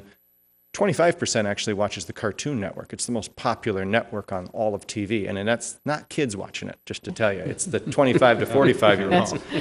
But everybody, even the Opera Channel, the Golf Channel, everyone has a niche. And there is a niche that certainly appreciates public access programming. Again, I have commissions throughout the metro area that produce it, and this commission's no exception. People will watch it. People do watch it. But it is a budgetary question. These are very difficult choices, and I think it's fair to say there's got to be a more financially prudent way to meet the need than the old model. Now, that's just me, and I'm trying to echo what I hear from the commission. But that's something that we haven't yet faced, is what will that be? Again, to the mayor's earlier question, the city of Minnetonka specifically said they do not want to see a gap, and they've directed staff to find an immediate substitution. I'm very confident I'm going to hear, I was hoping to hear today from the Lake Minnetonka Commission that we could purchase blocks of hours for a several-month period so we would have no gap. I desperately wanted to be able to report that to Madam Mayor this evening. Unfortunately, I don't have that for you, but I'm hopeful I will soon. And that's a matter of public record, that the mayor and council in Minnetonka did that last week. So Well, my question about that is, I had this down, but I think you already answered it, that it would be we'd lose a lot of money if we were to say that we're not going to support this unless Comcast agrees to wait until January 1st of 2013. Because that's the first thing I wrote on here is why don't we just make them wait? I can't speak for them, but I suspect they are going to want to know how it's going to get funded, because now they have a contractual obligation Right, you already to pay explained it. it. Yeah. That's why Agreed. that question here, I didn't ask it. Yeah. Councilmember Fitzhenry. My question to you is, this funding that we get, does it have to be provided through the Comcast environment? Can we even think out of the box and say we might have on-demand through, let's say, a web access or something like that, for these producers to have something out there that the public could actually click on and get it at that time? Is that within our realm too? I mean, are we stuck to Comcast, or can we think outside the box on this? No, Councilmember. The program that's produced, once it's produced, the nexus has to be that the program produced shows up on Comcast channel. At least that's the way it sits today. Okay. If you're using their studio, you can't use their studio and then never put out a program. The expectation is you're using that benefit, you will produce a program. But that doesn't mean you can't use that programming on other cross-platforms. You might post it on various web access alternatives. You might put it on a regional channel to go out to the state of Minnesota. You might put it on a national channel to the extent you can find a vehicle to do that. There's no restriction on the content and where it can go. I think you're going to hear from a producer tonight that puts programming out and is actually viewed in the Middle East over various web vehicles that transport it over there. I'm not sure how it's cablecast or sent out from there, but nothing prohibits people from doing that. The question I think they want to know is, without the studio, how are they supposed to produce it? My kind of question was the money we're getting, that we have, Yes. let's say, the discretionary money. Could we use that also to provide them access, other than Comcast, it's still public, going out, government, to give them access to the web, whether it be our web or somewhere else, where they could, the citizens of Richfield could see that programming? Does it have to be locked into Comcast with them dollars, is my question. At least once. I think At least once. it's an excellent question. I think I would say that under federal law, the reason we're able to require the funding in the first place is because of the connection with production of a public access. So I think it would have to show on channel 15, but then it can show anywhere it wants, or the producer wants. But I don't think they could use that. Otherwise I think Comcast would be very concerned about people using it for a commercial application and not actually producing something of benefit to the public. I know that's a little bit tangent to your point, but I do think there has to be an airing on channel 15 to make the connection. Okay. Any other comments or questions before we open? And I'll wait for after the public hearing if you have public further. hearing. Okay, that was a lot of information for us to soak up, and I know that there are folks who would like to speak. And those who are I'm going to invite you up here in just a minute. I would please ask that you keep your comments to approximately 3 minutes so that we can get anybody and everyone who wants to speak to that, and that we not reiterate the same information. And at the end, I'm sure that as we have Brian here and we have Comcast here and our city manager, they would probably like to respond to some of your concerns as well, what we might be able to do. So with that, I would open the public hearing, and if you would come up to the mic, would you state your name and would you please sign in as well? Please. My name is Ahmad Tharawat, 15421 Lake Street Extension, Minnetonka. But my first residence 30 years ago was in Richfield, 7225 Penn. I had a lot of fun, 30 years younger, handsome, and single. Now, it's a little bit different. A lot of people do not know I'm famous, but I've been producing and hosting a cable access show for more than 15 years. And it's just disheartening for me that putting all this effort and resources in a cable access and public service, and I will not be contacted by the very same people that closing that studio. That small studio that produced a show that now has been aired on public television where all the state of Minnesota and western Wisconsin and northern Iowa watching it. And now, as he preloaded that stream to some part in the Middle East. People in the Middle East, they don't even know where probably America is, but they know where Minnesota is. The attitude that I've seen today toward public access and public service is really is concerning to me. We discussed before, and I really loved the fire department representative when he talked about 200 years of tradition unimpeded by change. And if we have that attitude toward public access studio, toward public service like fire department, public transportation, we're going to shut all this down because of underused.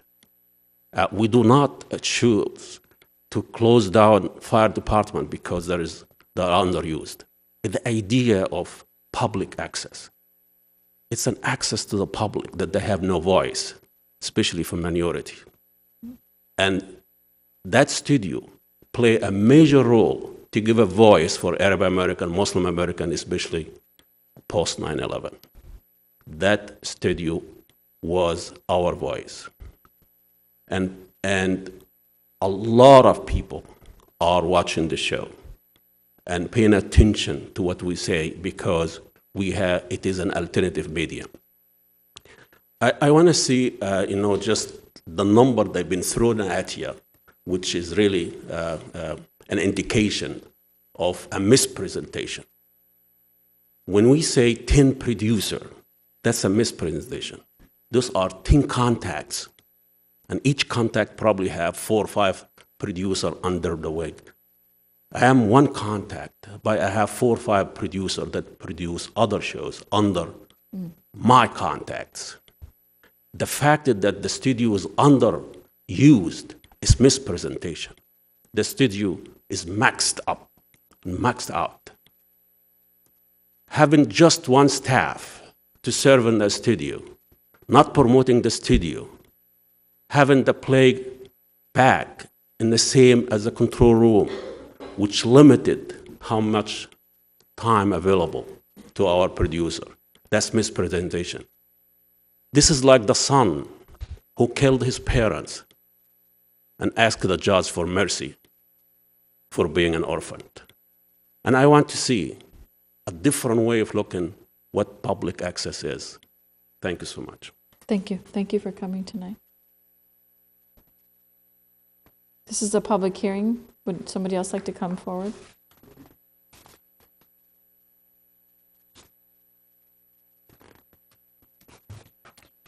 Well, my name is Phil Mortensen. I live at 7028 Oakland Avenue here in Richfield. I've been the producer and director of the Republican Roundtable or I should say I've been involved with it for 16 years. We're not strictly a political show. We've had, in the off election year, we go nonpartisan. I've had several members of the former city council. I've had a police chief, a fire chief. I've had 3 city managers from Richfield. I'll make it kind of short. The basic thing that we have is the fact that they only gave us a week notice that they were going to close the studio at the end of August. At first it was going to be the first and now the end. So I'll be producing my last show this coming Wednesday.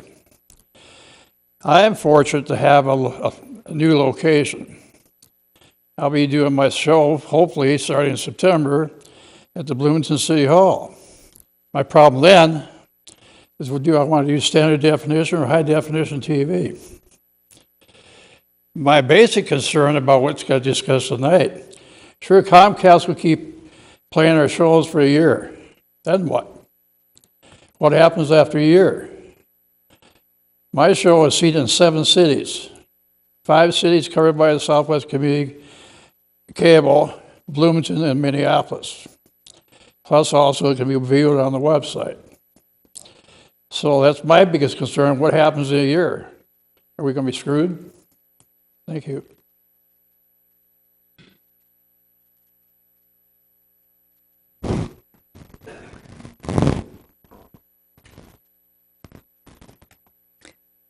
Good evening, Mayor Gattell and council members.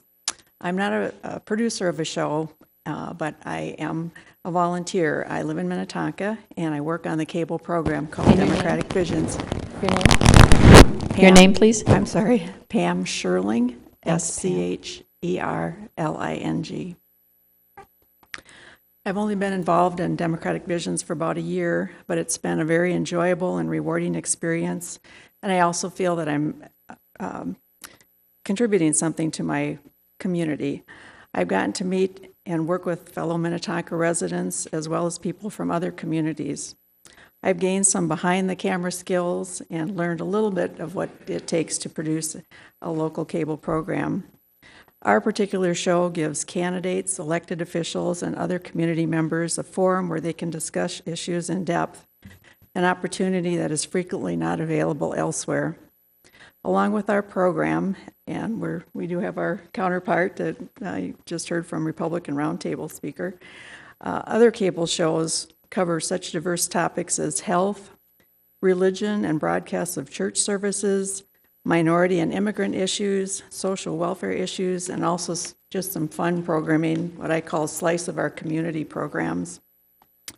The variety of programming reflects the interests, expertise, and diversity that's alive in our communities. Along with our parks, trails, athletic fields, farmers markets, and local city festivals, local cable programming is one of the threads that make up the fabric of the vibrant communities we live in. I believe all of these threads need to be and deserve to be supported. Without a local public access cable channel, many voices that currently have an outlet would no longer be heard, and one of the threads of that fabric would be broken. We should strive to maintain sources of information and entertainment that reach the broadest number of community members possible. To restrict or eliminate public access programming would have the opposite effects. And sometimes it's assumed that these voices of ordinary citizens and elected officials can be heard through other outlets such as Facebook or YouTube or Twitter. But as we all know, there are many members of our communities that either do not have access to the internet or do not have the knowledge to use it. And so our types of programming would be lost to them. It is my hope that you will not approve the new Comcast contract until there is not only a guarantee of a local public access cable channel, but also public access studio comparable to what has been available to the residents of our 5 cities for so many years. And Mr. Devich, you made the comment, would it be a problem if we couldn't produce shows for a month or maybe even a few months? And the point was brought up by one of the Minnetonka City Council members that we have elections coming up in November, and our program, along with, I'm sure, the Republican Roundtable, is a venue for local candidates and state candidates to talk to members of our communities. And if we couldn't do that programming for a few months, we would lose that window. Once Comcast is no longer required to provide this service to our communities, they don't have to care what, if anything, will fill the void. I certainly hope that you will care. Thank you for your time.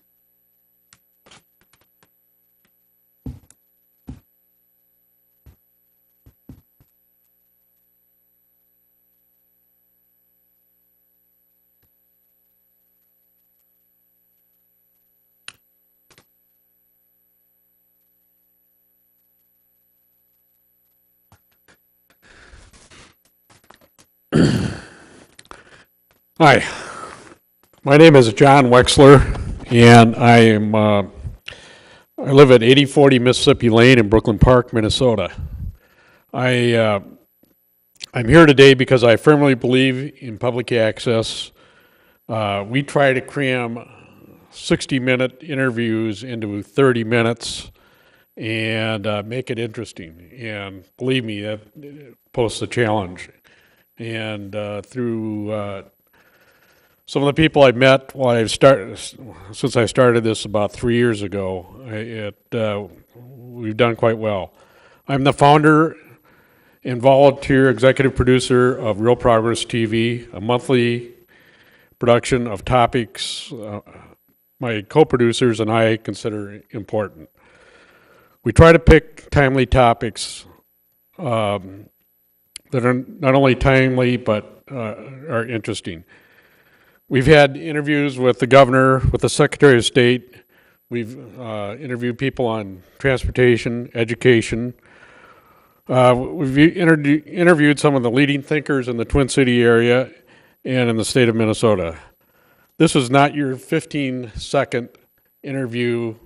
We get a chance to talk in more detail to the people that we're doing our interviews with and ask some really good and critical questions.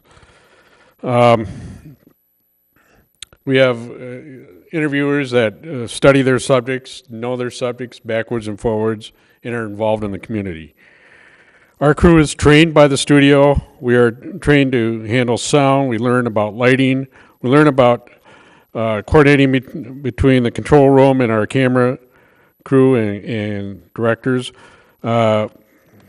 We have to schedule the camera operators, the sound operators, the interviewers, the interviewees, and then we do the post-production editing. And besides the post-production editing, we do a certain amount of what I call marketing, but it's basically getting stuff out on the internet. My crew comes from 5 of the 7 cities in the Comcast Northwest Cable area.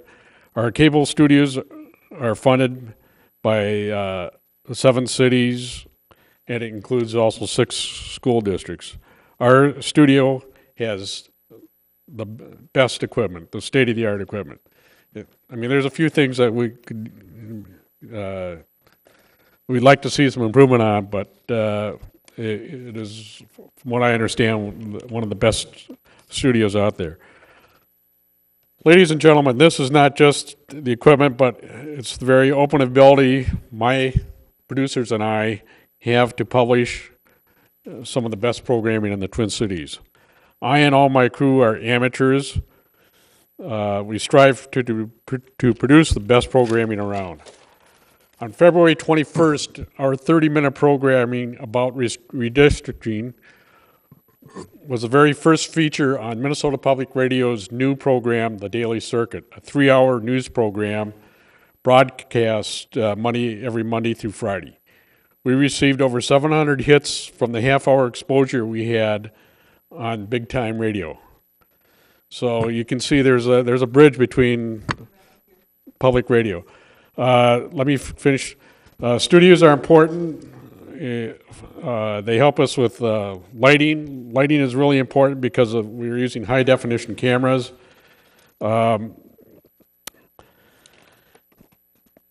At our studio, they also produce a number of other shows. There's a polka show. There's a show that focuses on city issues, and we hope that you'll consider doing something on this end of town. It's been fun. We've collaborated somewhat with the program in Eden Prairie, and we'd like to continue to collaborate with other TV programs around the Twin Cities, including one up here. Thank you.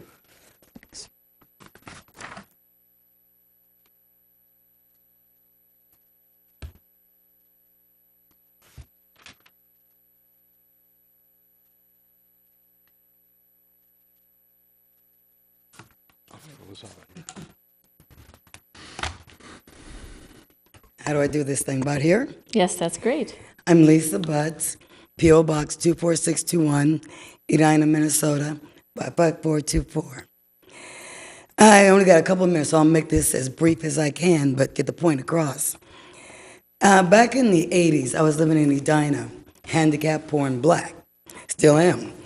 And I would go to the Cub grocery store, and the elders would hit me with the cart and ask me, "Nigger, what are you doing here?" And I was raised to always be respectful to my elders, no matter what.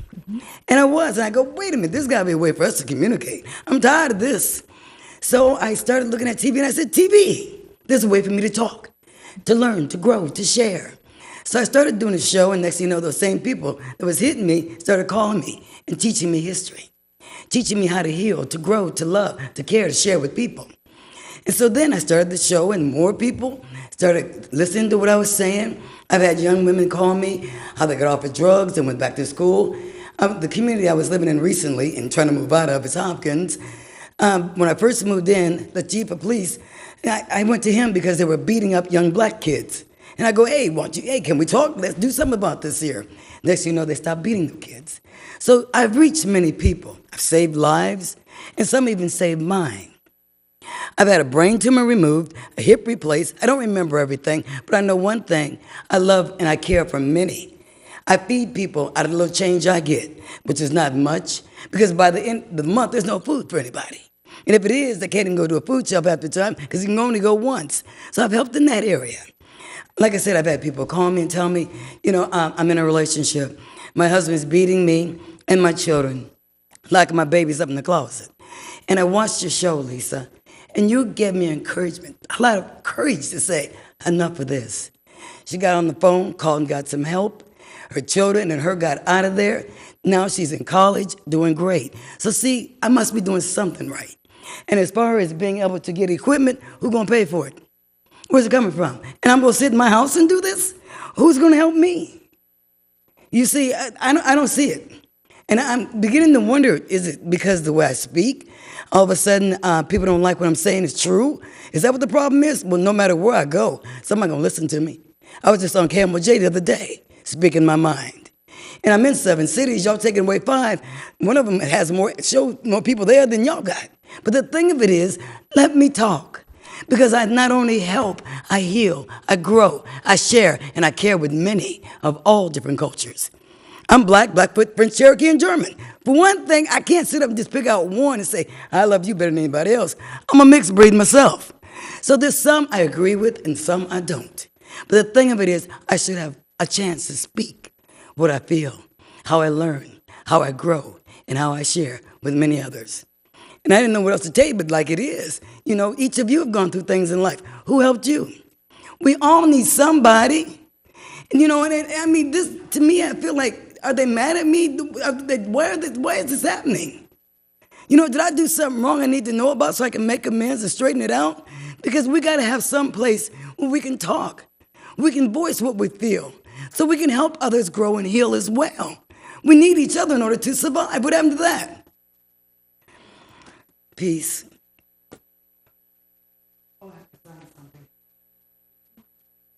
I'm sorry.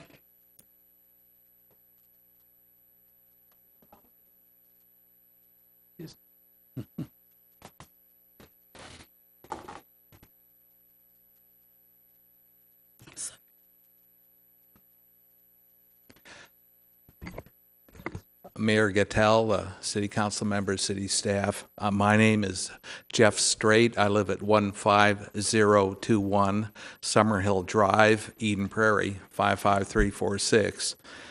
Most of my life I've been a professional television producer. I started out doing access television back in 1976. I'll talk about that a little bit later. That's when the Twin Cities had only 4 television stations, and access meant getting regular people on television without having to sell soap and beer. And I'll bring that up a little bit later on. I really do appreciate the Commission's hard work. I think most of the items of this recommended contract have been nailed down and are quite good. However, I am siding with my colleague producers here. I don't think this contract should be approved tonight. I think you need another hearing, primarily because of the public access aspect of this. I know Comcast is not engaged in that anymore. It's part of what the cities have to do. But the reason we're here is that when we learned about this and we looked at this, the study that they did on the studio, I read it, I looked at it very carefully, and I noticed one thing: not one television producer, access producer, or commercial television producer, or someone from television was involved in this. Now, I know many of the city managers who have been making this decision and have sat in on this commission. They are not television producers either. They're really good at what they do. We live in a premier part of the nation, our suburbs here. Their communications staff are not television producers. They certainly don't understand what access television is about. They may watch it from time to time, but they're doing something different. And that disturbed me, and that disturbed these people. We had a group of people, well-meaning, highly trained, the best in the country. We're in Minnesota after all, but not once, as far as I can tell, did they ever call someone who does real television, someone who does real access television, not once. And others have spoken about the inadequacy of this study. I will not repeat that. I think I sent you my own little personal packet some time ago. But the fact is, this studio was maxed out.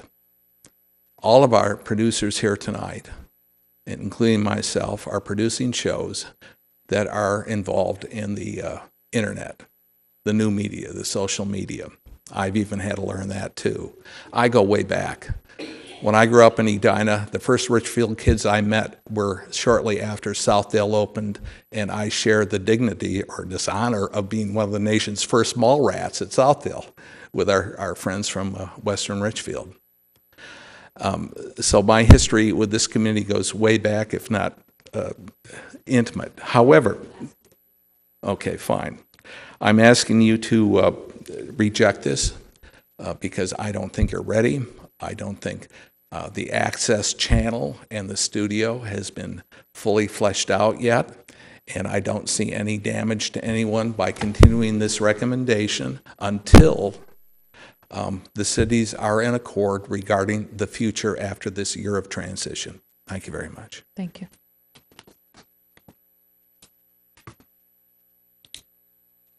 This is a public hearing, so whoever would like to come forward, please come forward. Mr. Hall.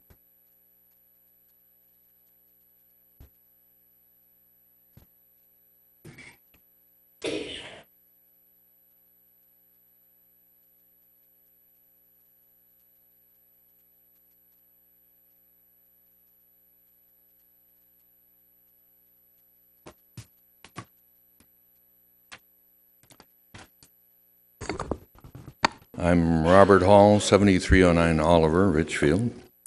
When you start with prepared notes and it ends up being scribbled all over, it's a little difficult to follow exactly what you're going to say, but I'm going to try. Madam Mayor and members of the council, I thank you for the opportunity to address you on this issue. For 3 years, I hosted the Richfield Forum on Channel 15, and I believe all of you, plus the city manager and the city attorney, were guests on that show at one time or another. And I am currently the producer of the Rooney Report. Neither Mr. Rooney nor I know how many people watch. In fact, I had asked Comcast some months ago if they had viewership numbers. I have recently learned that Comcast considered conducting research but declined because it would have cost about $15,000.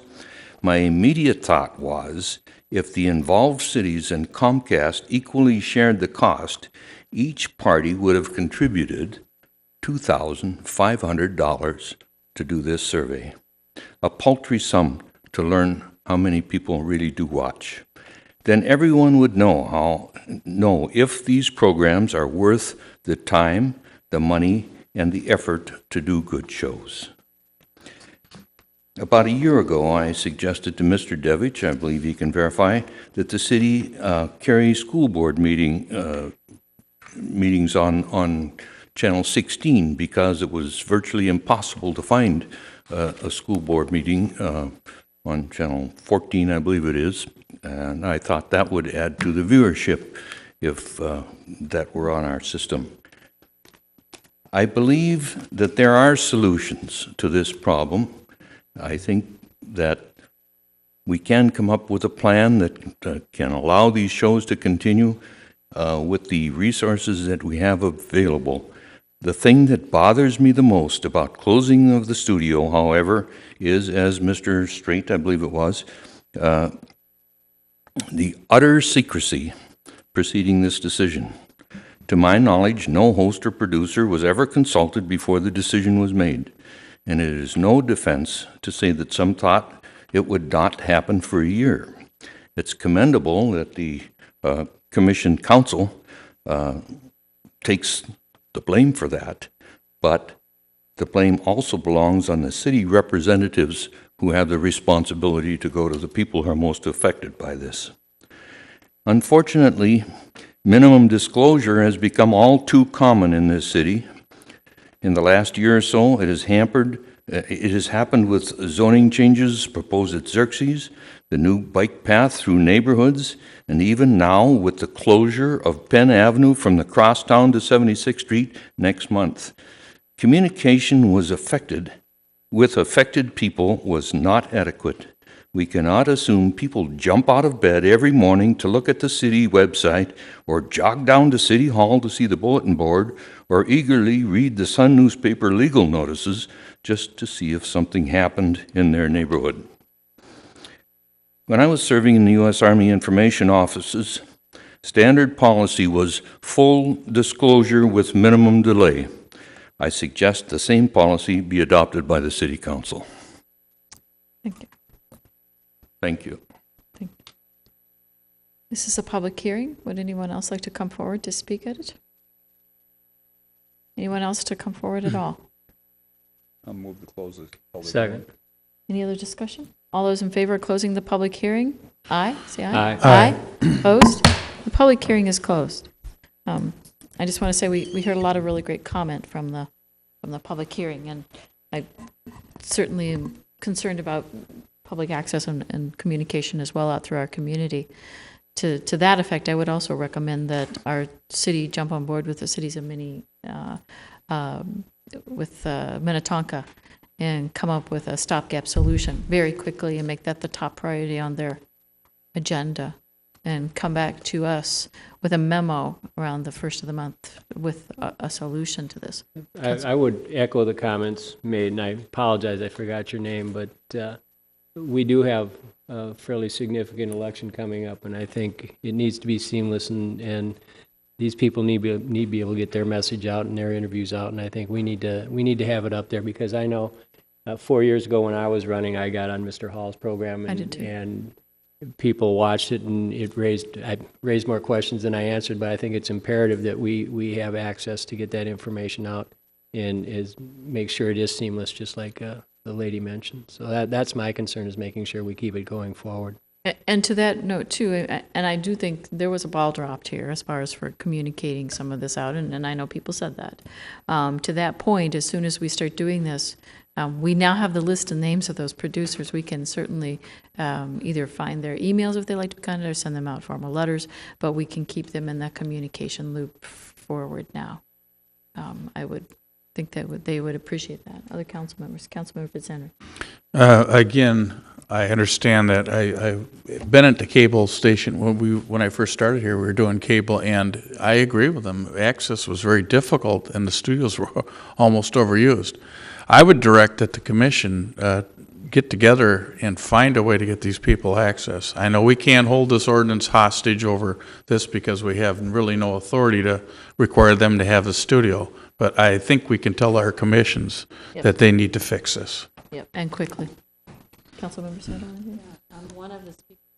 I'm sorry, one of the speakers who wasn't here this evening was Maureen Scalia, who's been a speaker on Inside the Issues. She's run that program to provide nonpartisan issues affecting the city, and done a very excellent program for many, many years.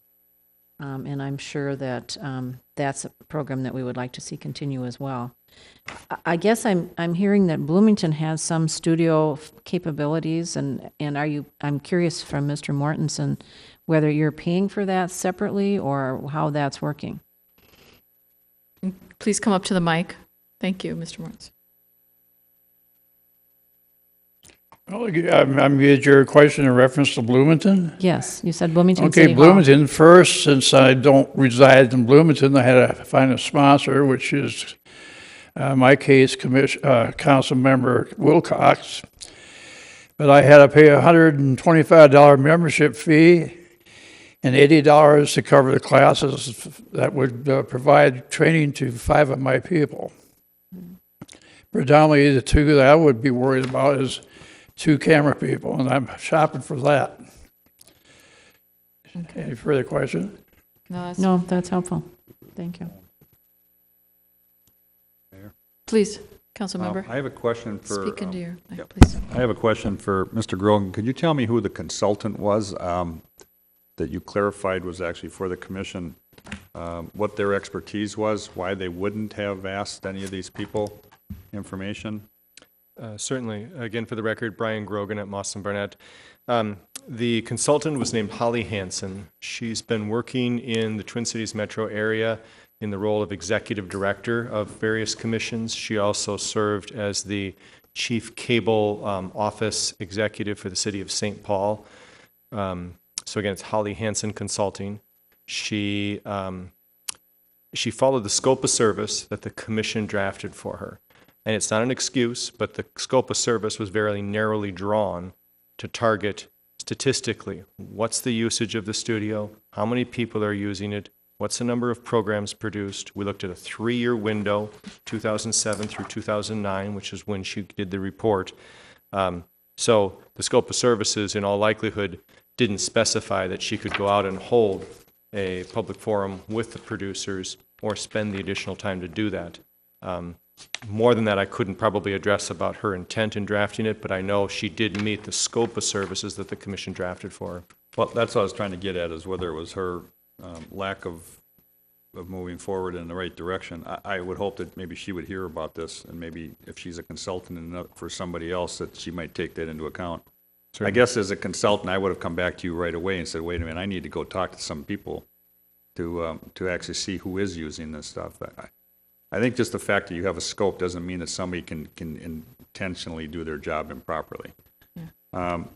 I too agree that there's really not much that we can do now because of the federal regulations that say we can't force them to keep this open, and that we will create financial, actually Richfield would be eating this whole thing, I would suspect, if we voted to not move forward tonight, because the other 4 have already voted to, and I have a feeling that the repercussions would all come back on us then. Is that correct? Yeah. It's difficult to say. I guess I would echo the comments of your city manager earlier. All of the cities have had the exact same debate that you're having this evening. It was not easy for any of the cities to go through this. Each one of them expressed very similar concerns to what you have. If this were voted down, Would some of those other cities step up and try to participate in that? Would they continue to contribute in it? I don't know the answer to that. Your point is a good one, though. From a legal standpoint, I can say that they now have 4 new contracts, and we would be under a different contract. So legally, it would be some very challenging issues. And I think our challenge anyway is to find out some access for these people. I wish, as Mr. Hall had stated, he had a good point here I wrote down about that if the commission had taken a stand of saying, well, for $2,500 each one of us throw it in, we probably could have found out a lot more information than we'll never have now, especially if everybody goes in different directions. But I'm going to support this because I think we don't really have much of a choice here, but I think we need to make sure we find some access for them right away. Councilmember Elliott. Just a comment. That study to determine the viewing audience would have benefited the producers, and they would have targeted their audience. It wasn't going to change that facility. Comcast wasn't going to keep it open anyhow. Right. Agreed. So I mean, it would have been good for the producers. It would have given us some information. We'd have an understanding of how it was being viewed, but it wasn't going to keep that facility Yeah, open. agreed. If I could just comment, and I may be revealing some trade secrets here, but when you're in the shoes of negotiating these contracts, I negotiate them all over the country for cities, counties, and others. I've been doing it for 20 years. There are times when I intentionally recommend that they don't do a survey because I don't want to know the result of that. Because the result would only undermine my ability to secure 60 cents for the cities. In other words, if I go out and do a survey and find out that very few people watch my channel, and I'm arguing to Comcast that I absolutely need funding to maintain this vital resource, there are 2 ways to look at that survey. That wasn't the case here. Here the case was a matter of financial resources. We simply didn't have it. But I know Mr. Logan's experienced negotiator. He knows the same thing. There may have been other reasons why Comcast did or did not do that. We all sat down and argued over the merits of PEG access, and I can say that Mr. Devich was at every one of those meetings. There was no more outspoken supporter of public access and the need to maintain that ability for content distribution in the cities than Mr. Devich, as well as his counterpart from Minnetonka. So the message was there. We were able to obtain the funding as a result of it. I don't know that the survey would have made a difference in the contract negotiations, but I appreciate it, Councilmember Elliott, that it would have been valuable to you as a policymaker to understand that for your constituents, and to that I apologize. Councilmember Sandal. One of the speakers made a comment about losing our channel, and if I'm understanding this correctly, please let me know if I'm not. There will still be 3 channels available. But now, after one year from the end of this contract, and Comcast will facilitate getting programs out on the channel for a year, is that correct? And then after that, what happens? Yes, Councilmember. The 3 channels, 3 PEG channels, are locked in for 10 years. The contract guarantees that. P, E, and G. So there will always be a P channel, a public access channel. The only thing that changes after the year is you won't be delivering your media to the Eden Prairie facility for playback. That will be taken on by the cities. And there's been more than one city that has already raised its hand saying they're very interested in taking on that and working on behalf of the 5 cities to accomplish it. I really believe we're going to provide a much better playback opportunity for producers and for others. I think we're going to improve the ability to get quality programming out on the playback side. And our goal, of course, is exactly what the mayor mentioned, which is to immediately get this temporary solution solved. I've heard that loud and clear, and I've been working it the last few days. I wish I could have had an answer for you tonight, but I hope to give an answer to Mr. Devich soon that he can share with you on that point. Okay, appreciate that. Other comments or questions? Councilmember Fitzhenry. Maybe this is something our arts commissions should look at. I mean, it's another media that could be used, even in Edina or even at our, they could maybe support this and come up with people that could help with that. I mean, obviously people are involved in photography and video and that, and maybe that's something we'd even throw the Arts Commission to maybe see if they got some ideas on how we can get that access to the public and they can get it to us. So, just a comment. Okay, anything else? Thank you, Mr. Brogan. So at this time, I will ask the council to approve the second reading of the ordinance granting cable television franchise to Comcast Florida, Louisiana, Minnesota, Mississippi, and Tennessee, Inc., and approve the second reading of an ordinance repealing Section 726 of the Richfield City Code and authorizing and approve the resolution authorizing summary publication of the ordinance granting cable television franchise. Second. Any other discussion? All those in favor signify. Oh, Just excuse a me. comment. I think the staff has heard that the council is very much interested in facilitating, doing whatever we can to make sure that there's the studio of some sort access available for the people that need it. So I think that would be the understanding. Without a gap. Yeah, that we would go Without. forward with. I can Yeah. I can assure you that I'm already looking at that. I've been already working on it. I've been already talking with Mr. Grogan about it, and I know that that's priority number one. I know we've had conversations on the phone as well. Yeah. Thank you. Okay. All those in favor signify by aye. Aye. Opposed. And I want to thank those producers who came forward to give us public comment. I think we hear you loud and clear, and we want you on the air. So thank you for coming tonight. Councilmember Elliott, you have the next item. Thank you, Mayor. And on a lighter note, Yes. I would like to open a public hearing to consider a request for a conditional use permit for a full-service restaurant at 6439 Lindell Avenue. The owner of 6439 Lindell Avenue has requested permission to operate a full-service food and intoxicating beverage service restaurant. Proposed restaurant would occupy approximately 2,000 square feet of the existing strip mall, and the primary changes would be internal to the building. A tenant has not been determined, but approval of this conditional use permit will allow the owner to more effectively market the site. The applicant is aware of the fact that there are building and health code requirements that will have to be addressed once a tenant is selected and interior specifics are provided. A full-service restaurant with alcohol service are conditionally permitted in the general commercial C2 district so long as the lot abuts an arterial or collector street. This requirement is met, the lot abuts Lindell Avenue. In order to grant a conditional use permit, the council must find that all of the following conditions will be met. A, the proposed use is consistent with the goals, policies, and objectives of the city comprehensive plan. The stated intent of this designation is to focus on creating a city center in Richfield that would serve as a downtown. One of the ways in which this is to be achieved is through providing additional commercial opportunities in the area. B, the proposed use is consistent with the purposes of the zoning code and the purposes of the zoning district in which the applicant intends to locate the proposed use. The general commercial C2 district is intended to provide space for a wide variety of retail and service businesses. The city expects these businesses to have an attractive appearance from all sides, to be compatible with nearby residential properties, to minimize adverse effects on surface waters, and to not significantly degrade the level of service or safety of nearby roads. C, the proposed use is consistent with any officially adopted redevelopment plans or urban design guidelines. The missions of the Lakes at Lindell plan is to make the area Richfield's thriving urban center through upgrades into commercial properties.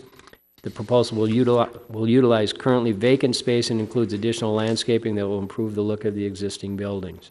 D, the proposed use is or will be in compliance with the performance standards specified in Section 544 of this code. This site is considered legally non-conforming. The applicant has worked to make improvements in order to approach the intent of the code where possible and practical. Staff recommends that approval be conditioned upon the following. 1, combination of the parcels located at 6439 and 6463 Lindell Avenue, or execution of a permanent parking agreement between the two. The submitted parking capacity study completed by SPAC Consulting is based on shared parking between the two parcels. Final approval of trash enclosures plans by the Community Development Director is number 2.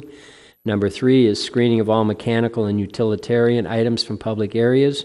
4, restriping of parking stalls and crosswalks. 5, provision of both accessible parking spaces and routes in accordance with the Minnesota Building Code. 6, final approval of landscaping plans by the Community Development Director. 7, installation of all new utilities must be underground. 8, odor control is required. E, the proposed use will not have undue adverse impacts on government facilities, utilities, services, or existing or proposed improvements. The submitted plans have been reviewed by Public Works Department and no undue adverse impacts are anticipated. F, the use will not have undue adverse impacts on public health, safety, or welfare. No undue adverse impacts are anticipated. G, there is public need for such use at the proposed location. The rehabilitation/reuse of vacant buildings is an integral part of enhancing Richfield's downtown. H, the proposed use meets or will meet all the specific conditions set by this code for the granting of such conditional use permit. This requirement is met. There are some critical timing issues. The 60-day rule. The 60-day clock started when a complete application was received on July 9th, 2012. A decision is required by September 7th, 2012, or the council must notify the applicant that it is extending the deadline. Financial, the required application fee has been paid. A public hearing to consider the proposed request was held before the Planning Commission on July 23, 2012. Notice of the hearing was sent to properties within 300 feet in accordance with state and local requirements. One resident spoke in favor of the proposal, and the Planning Commission ultimately recommended approval of the proposal 6-0. I believe that Mr. Hinks, the owner of HNC Properties, is here, and if you'd like to come up and perhaps just give us a little background on it, similar to what you talked to the Planning Commission about what your ideas were and what your intents are. Absolutely. Good evening, Madam Mayor, Council. Thank you for the time. I appreciate it. Yeah, my name is Bruce Hinks. I'm one of the owners of the property that's asking for the conditional use permit.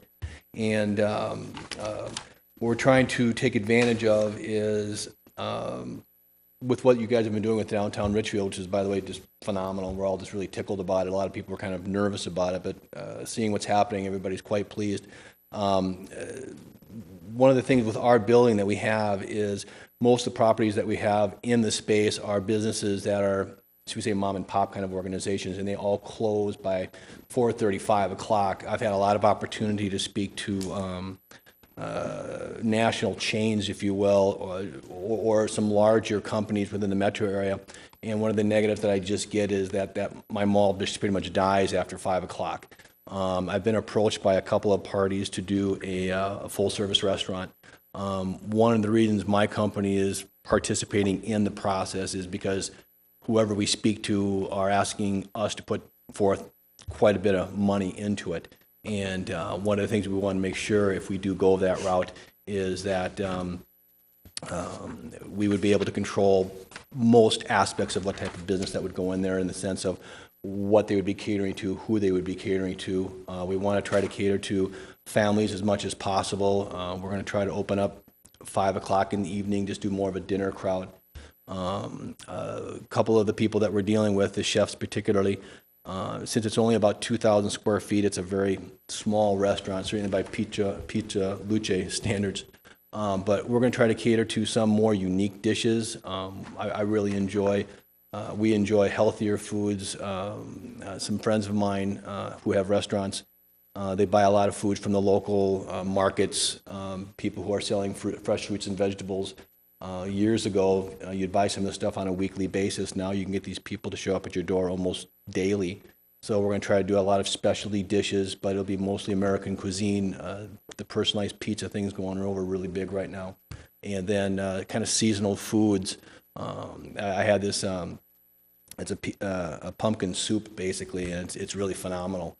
And you only can have that once, during a certain time of the year, and that's the kind of thing we're going to try to cater to as much as we can. And about the parking and the parking stalls, and are you working on that, and can you speak to the parking? From what I understand, we had a parking study done. I wasn't aware, but the parcel actually has two different legal descriptions. I have to just have a attorney draft something that just basically says if the building is ever sold, that both properties will be able to have shared parking. Okay, so you're looking more like a boutique type of a restaurant that's very specialized, possibly? I never thought about the word boutique, but yeah, I suppose something a little bit more unique. I mean, that's really big in the metropolitan area right now. It is. Minneapolis, St. Paul, as a matter of fact, I think we have like the highest percentage of young, what's considered quality chefs in the United States. I think we're third in the nation. And the one gentleman who, if we can work out a deal, he's got some very creative ideas. And being it's going to be a small restaurant, you're probably talking like 75, 80 people. He can buy smaller quantities of the food and have a special week, if you will, or a couple days. And we won't have to worry about buying so much in bulk that we waste a lot. If it doesn't sell, it's such a small boutique, as you said, we'll be able to just cater to little special meals every once in a while and then try something different on a regular basis. We don't want to stick with the same menu. We want to change it on a regular basis. And then, but at the same time, stick to the basic things that bring people in, like, you know, these specialty peaches are really big right now with like goat cheese and the spinach and stuff like that. People really dig that. So have the staple items, but we want to be able to kind of capitalize on the niche stuff that people are really kind of trying right now. Well, kudos to you. Look at restaurant is very risky business, as I think people know. So that's a very interesting concept. I'm very curious about this. Yeah, we're really excited about it. It's going to be a lot of fun. I think what you guys have put together for downtown Richfield, I really think it'll work quite well. And I like the idea of healthy food too, especially with Dewtown being one of our big initiatives right behind me. There you go.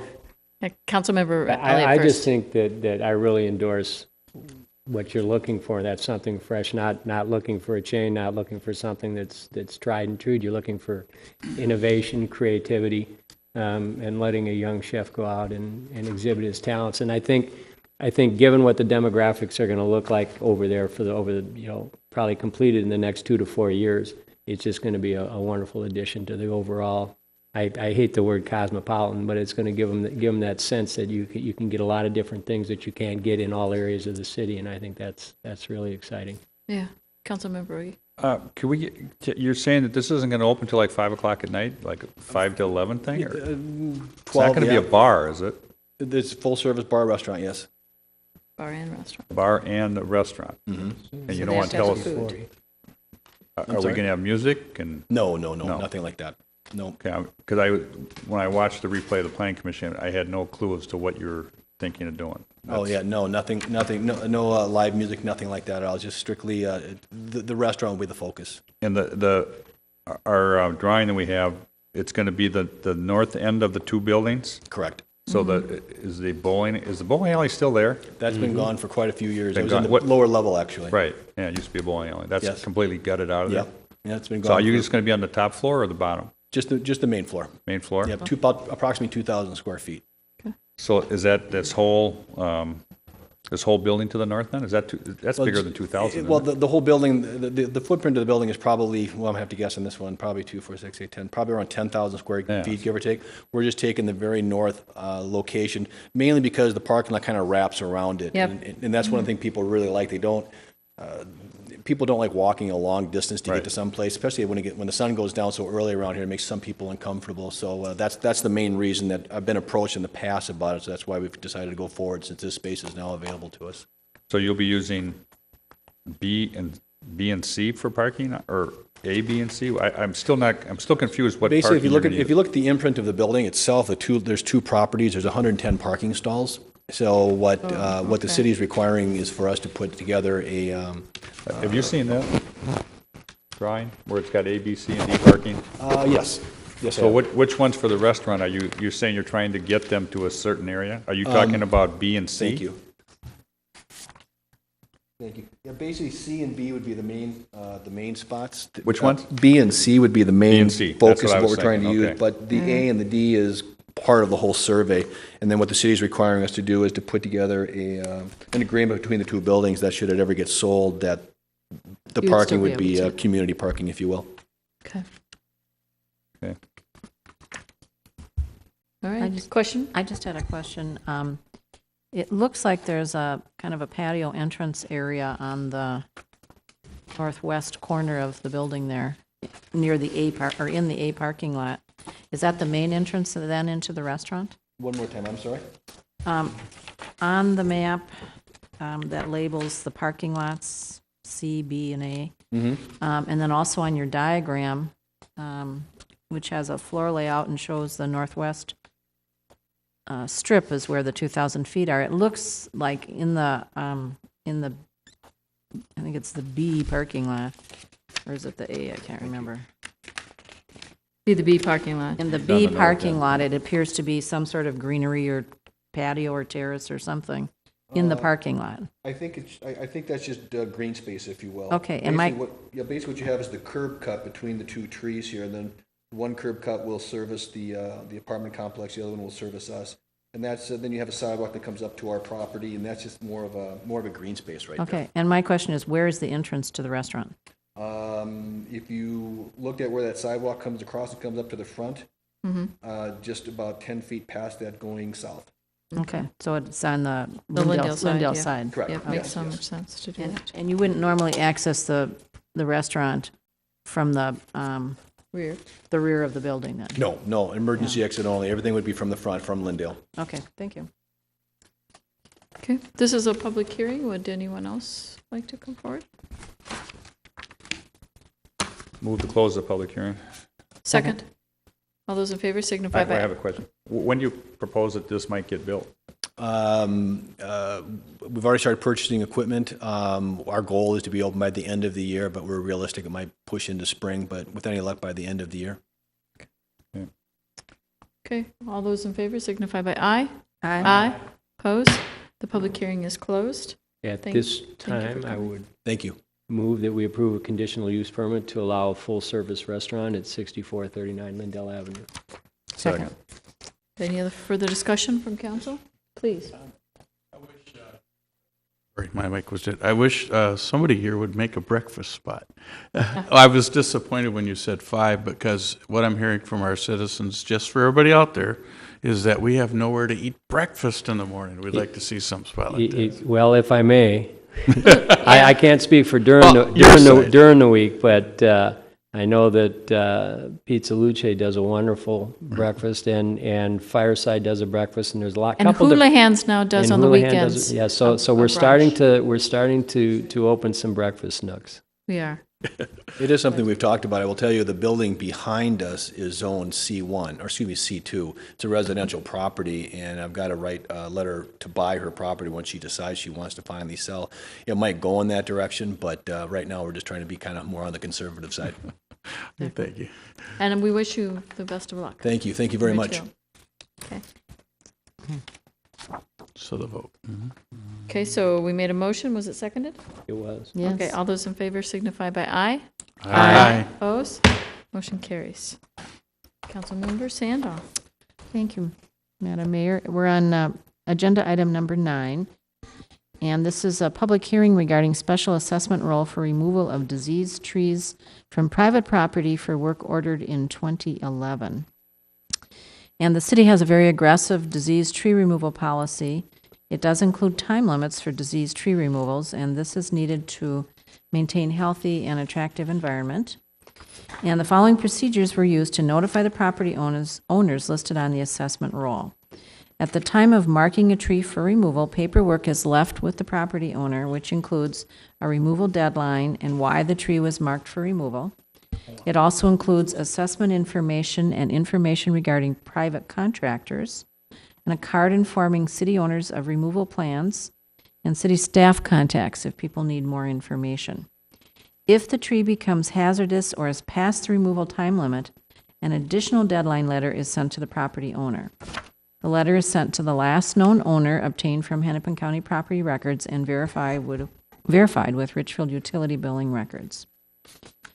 And owners of properties with a diseased tree have 4 options. They can, 1, remove the tree themselves. 2, they can hire and pay their own contractor. 3, they can hire the city's contractor and pay for the removal outright. Or 4, they can request the cost of the tree removal be assessed against their property taxes. And in the period from January 1, 2011 through the end of 2011, there were 20 property owners who chose the 4th option and requested that the cost of the tree removal be assessed. And in cases where there's no owner that can be found, and we had 1 of them in this instance, the removal was ordered against the property after repeated attempts to contact the owner. The total assessment for the removal of all of the diseased trees in 2011 is $43,701.52, and each owner has their own assessment allocated against their taxes, and it reflects the size of the tree and the costs of the actual removal.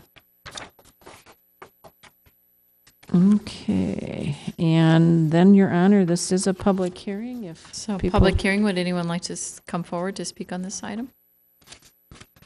Anyone at all to speak on the public item here? Move to close the public hearing. Second. All those in favor of closing the public hearing, say aye. Aye. Aye, opposed?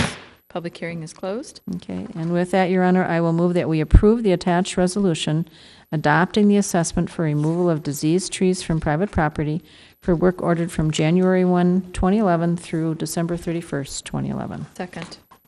Any further discussion? All those in favor signify by aye. Aye. Opposed? And carries. Councilmember Fitzhenry, you have item 10. Thank you, Madam Mayor. The item under consideration is a public hearing. The attached resolutions pertaining to the annual 77th Street Maintenance District assessment process. Since 1988, construction of the short section of 77th Street, the city has been performing special maintenance along 77th Street. The special maintenance service includes irrigation, weeding, and mowing of the landscaping on both sides of the 77th Street wall. The maintenance functions known as current services are funded through the maintenance assessment on the 77th Street businesses. Staff is recommending that the City Council approve a resolution that assesses $71,766.34 against the 77th Street properties for the work done in 2011. Proposed a similar assessment for 2013. What I'll do is ask city staff if they want to make any comment on it before I go ahead and open it up for the public hearing here. No comments. Okay. So then I recommend to the mayor that we go ahead and open a public hearing on this matter. Okay, the public hearing is open. Would anyone like to come forth to talk about the 77th Street Assessment District and the resolution proposing a similar assessment process for 2013? Good evening, Madam Mayor, council members, city staff. My name is Tim Carter. I'm the general manager at Richfield Bloomington Honda, and I'm looking to do some redevelopment of my site and acquire some additional property next to me on 77th. I have two property ID addresses that one is 400 78th Street West and one is 401 77th Street West. And I have on my assessment just a little bit higher than what Councilmember Fitzhenry said. I have $72,427.48. Pretty close. And my assessment is approximately $3,000 for those two property ID taxes. I'm just trying to get an idea, I'd like to get an idea, just more of an educational standpoint, as to two things. One is, when I take a look at paying expenses for my business, I like to really, on an annual basis, take a look and see if I'm paying a competitive rate. And I'd just like to know what this itemized, if I could see an itemized $72,000 breakdown and take a look and see what I'm paying for. And I'd like to get a good sense as to whether that's a competitive value for what all of the businesses are being charged. The second item that I would like to find out about is my percentage is about 4% of the total that you're asking me to pay. And I'd like to know how that's determined. Is it by frontage? Is it by total property? Is it by value of property and buildings? Because that's basically 1/24th. If you break that down on it, $72,000 on a monthly type basis, that's 1/24th. I know there's more than 24 businesses that are affected by this, so that's a pretty big chunk. So with that, that's really all I'm looking to find out. Okay. And can we just see if there's anybody else who wants to speak at the public hearing on this before we move to answer these questions? I'll move to close this public hearing then we can give him his answer. Yep, I'll second that. All those in favor signify by aye. Aye. Aye. Opposed? The public hearing is closed. Can we please address Mr. Carter's questions? Yes, I'd be happy to, Madam Mayor, members of the council.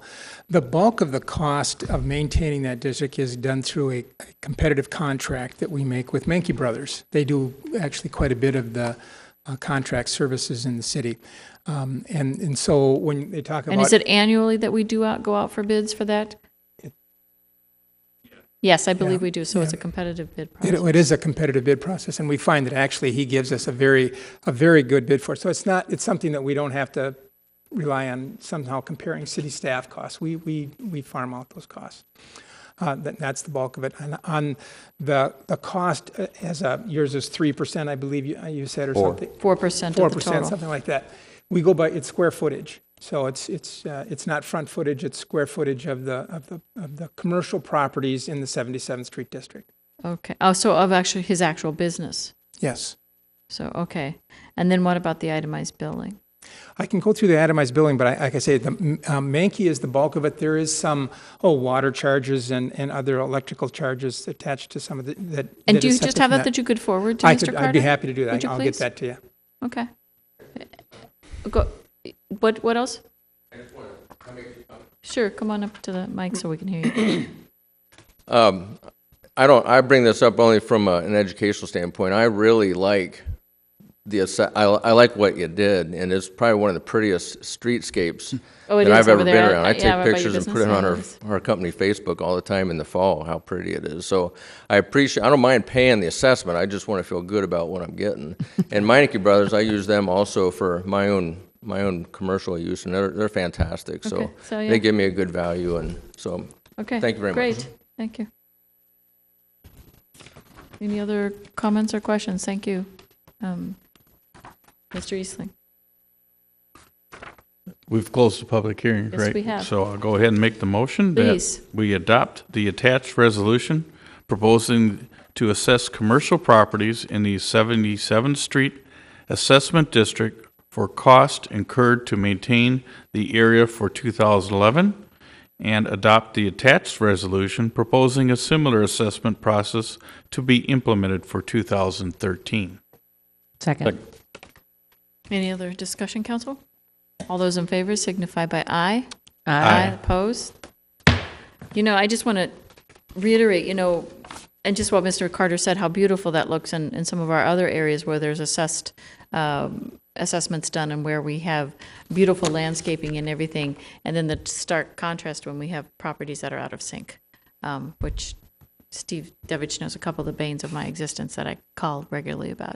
And it really does offset some wonderful business who is very willing to pay for the assessment to keep it, and it detracts from his business, I'm sure, if there are other properties who are not doing that. So I think it just goes back to the whole thing about what it really means to be Richfield and those impressions we leave.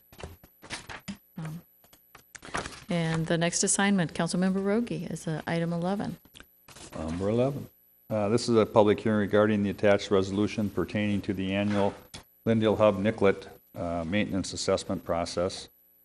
And Lindale Hub Nicollet maintenance assessment was established to recover special maintenance expenses in the LHN in 1981. The special maintenance services include irrigation and weeding and mowing of the landscaped areas. The LHN redevelopment area is approximately bounded by 64th Street, 1st Avenue, 67th Street, and Emerson. Staff has recommended that the City Council approve resolutions that assess $39,090.86 against the LHN properties for work done in 2011 and propose a similar assessment proposal or process for 2013. I got a question, but I'll just wait until we do the public hearing. So at this time, I would ask that the public hearing Okay, open. this is a public hearing regarding the resolution proposed assessment of commercial property for Lindale, the Hub Nicollet LHN Assessment District. Adoption of the resolution. Would anyone like to come forward to speak on that? Anyone? Seeing none, I'll move to close the public hearing. Second? All those in favor of closing the public hearing, say aye. Aye. Aye. Opposed? The public hearing is closed. Council member? I just have a question. The $50,000 estimated we've been using every year. Is it because of the competitive bid process that we keep staying underneath that, other than 1 year, all those years? That's pretty good. I believe it. I believe it is, and I think it's depending upon exactly. I think part of it is, I think it's the conditions that they're, of the year that they're working with, and the bids that we get. And I think they put the 50,000 in there just to make sure that we're sitting on the high side. I mean, so that you wouldn't come in, you would hope you wouldn't come in with a bid that would exceed what you're estimating for that, Yeah, so. no, it's a good record of always being low. Yeah. Sometimes as low, Yeah, I saw some 18,000 of this. down. Wonderful. I mean, it's, Right. the people that are paying that should be happy. On this particular one, I suspect that the hub is paying the majority of this because they have two fronts? I Well, believe that so, is yes. square footage of Or commercial. square footage, Yeah. yeah. Yeah, square footage would do it, yeah. Okay. All right, anybody else? No? Okay, I'll move then to close the public hearing by motion to adopt the attached resolution proposing to assess commercial properties in the Lindale Hub Nicollet Assessment District for costs incurred to maintain the area for 2011 and to adopt the attached resolution proposing a similar assessment process to be implemented for 2013. Second. Any other discussion? All those in favor signify by aye. Aye. Oppose? Motion carries. The next item is item 12, consideration of attached resolution awarding the sale of $2,150,000 in general obligation street reconstruction bond series 2012A. On August 9th, 2011, the City Council approved a 5-year street reconstruction plan and the use of street reconstruction bond for the reconstruction of 76th Street East from 12th Avenue to Cedar Avenue. The condition of 76th Street East from 12th Avenue was deteriorating to the point of need of reconstruction. The City Council approved reimbursement resolution for the project on September 13th, 2011, which allowed the city staff to incur costs for the project prior to the issuance of bonds.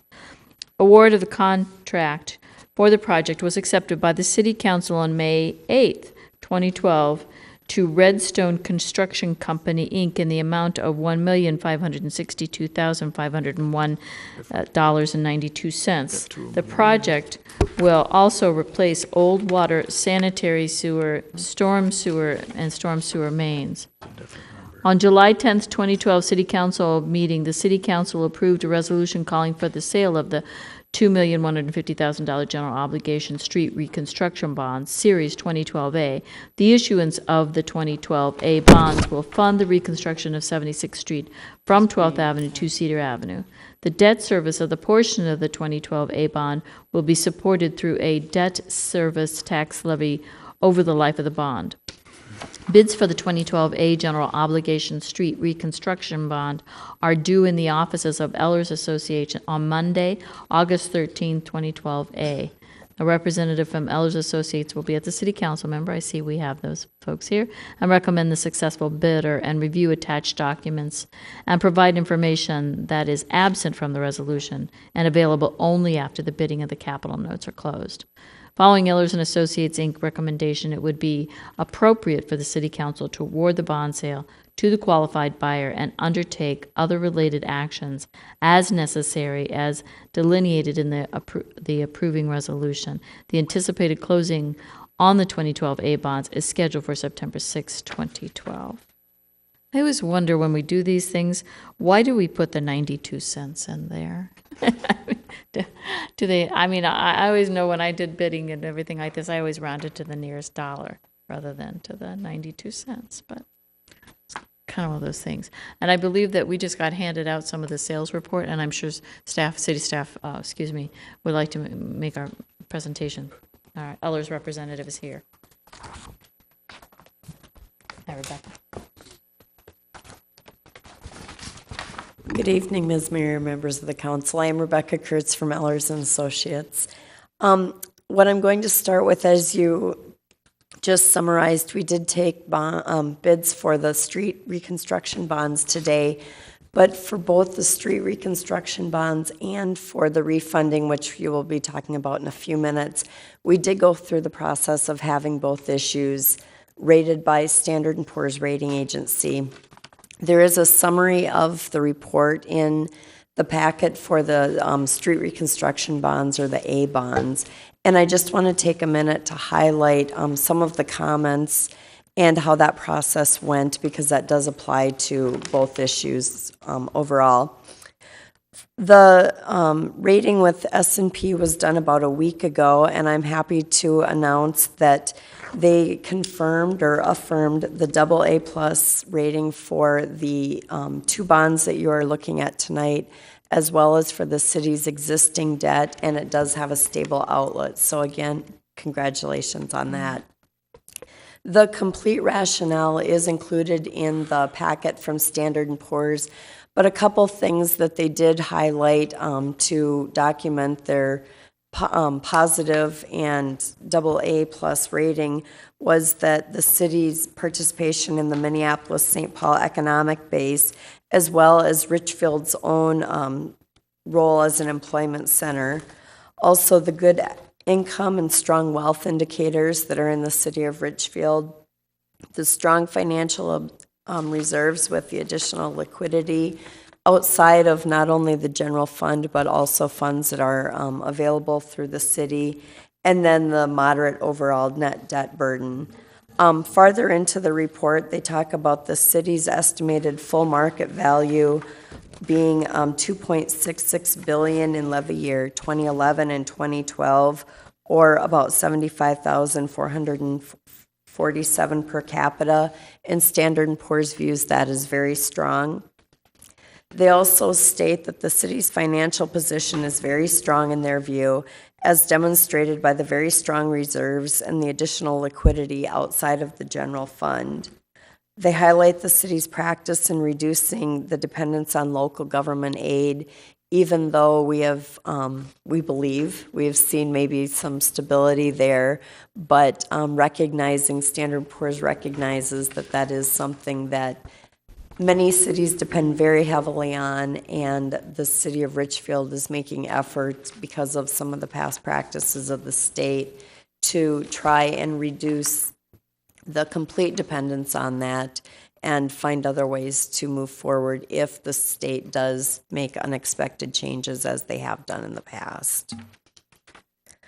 Standard & Poor's considers the city's management practices strong under Standard & Poor's financial management assessment methodology, and a strong indicates that the city's practices are strong, well embedded, and likely sustainable. The stable outlook reflects S&P's expectation that Richfield will continue to maintain very strong reserves and strong financial management policies. Like I said, the complete report is there for your review, and I'm happy to address specific items if you do have those. But again, congratulations, the AA plus with a stable rating is definitely a reflection of the hard work of not only city staff, but also the direction from the council. So moving on to, I just wanted to say that rating agencies have had a bit of a black eye recently, but I deem this a gold-plated review for Richfield, and I love it. Yeah, I do too. So that's been something that, Yeah, it was nice to hear that we kept that rating after Yeah, everything that's come that's through. outstanding. Does say a lot. Absolutely. Talking then specifically about the street reconstruction bonds, as mentioned, we issued $2,120,000 in general obligation street reconstruction bonds today. We did receive 2 bids. They are detailed in the sale day packet with each of the bidders as well as what their complete bid tab was. The low bidder was Baird, which is based out of Milwaukee, Wisconsin, with a true interest cost of 2.3384%.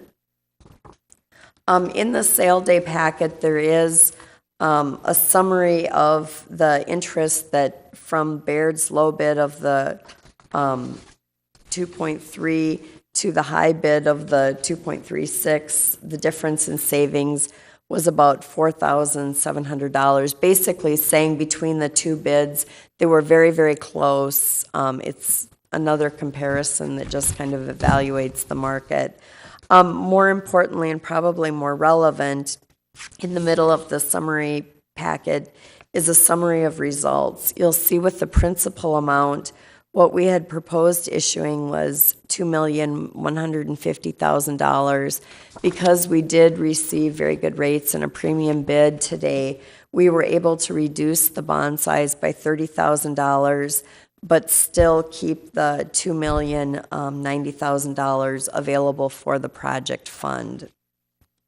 Actually, because we sell in increments of 5,000, we have an additional $4,000 that will go to the project fund due to the rounding in the bond issue process. The interest rate of 2.33 was about 45 basis points lower than what we had estimated when you called for the sale about a month ago. With that, as mentioned, the money, if you do award this, would be available to the city on September 6th. And if you choose to do so, there is a resolution. As mentioned, there are a lot of blanks in it because we needed the information from today's sale to complete the resolution. We are recommending that the council award the bonds to Baird out of Milwaukee with the interest cost of 2.33%. And with that, I am happy to answer any questions. Council, this is really good news for us, and it's really good to hear we were able to do so well. So again, kudos to the financial management of the city staff. We really appreciate what you do to keep us on the straight and narrow here. With that, then I will ask for approval of the attached resolution awarding the sale of the general obligation street reconstruction bonds, Series 2012A, in the original aggregate principal amount of $2,150,000, fixing their form and specifications, directing their execution and delivery, and providing for their payment to the low bid. Second. Any other discussion? All those in favor signify by aye. Aye. Oppose? The motion carries. Thank you. Councilmember Sandall. Thank you, and you may want to just stay right where you are. I will. Okay, thank you. I'll switch folders. All right.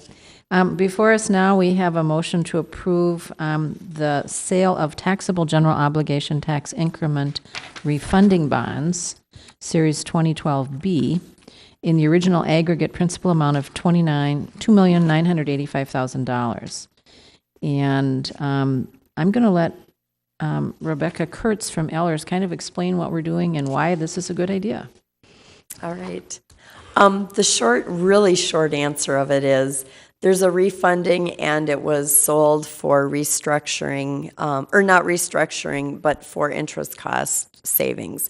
What we had brought forward was advanced refunding to refund or refinance the outstanding maturities of the $3,470,000 taxable general obligation TIF bonds 2003. These are bonds associated with the Lindale Gateway West TIF district. As just for a little history, what we had originally called for, you may note, was a lower par amount of the bonds, and then I believe in the last week there was a memo sent out that basically said we still want to do an advanced refunding, however we are recommending doing a little different format. Typically in Minnesota what we do is called a crossover refunding, and that is what the city has done most commonly in the past with all of your refundings. In that situation, you have your outstanding bonds until the date when you can pay them off, or the call date as outlined in the resolution. You continue to pay on those bonds until the call date, but at the same time, you have issued refunding bonds where you are paying interest. And then at the time of that call date in the resolution, the old bonds go away, and you then cross over and pay principal and interest on the new bonds. Because this was a taxable issue, after we had called for the original sale, started looking at how we would need to do investments. We did talk with staff and did recommend that we do what we call a net cash refunding, or net cash advanced refunding.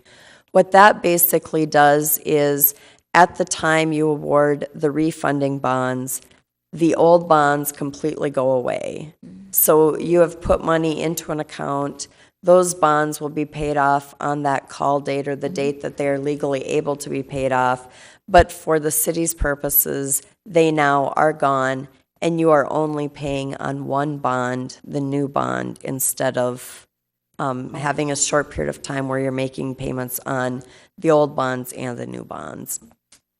What that means to you as a city is that if you looked at it side by side between doing an advanced refunding that was a net cash or an advanced refunding that was a crossover, at the end of the day, the savings and the cost to you, assuming interest rates and all of that are the same, is basically a wash. It's a different way to get to the same place. It makes it a little cleaner if you have a taxable issue because of some of the IRS regulations and the way monies can be moved on a taxable issue. So with all of that said, what we ended up with for the results of today's sale was that we did have 5 bids. We are seeing a significant amount of interest from taxable issues right now just because of the way that interest rates are. So we had 5 bids on the issue. Raymond James and Associates out of Memphis, Tennessee was the low bidder at 2.25%.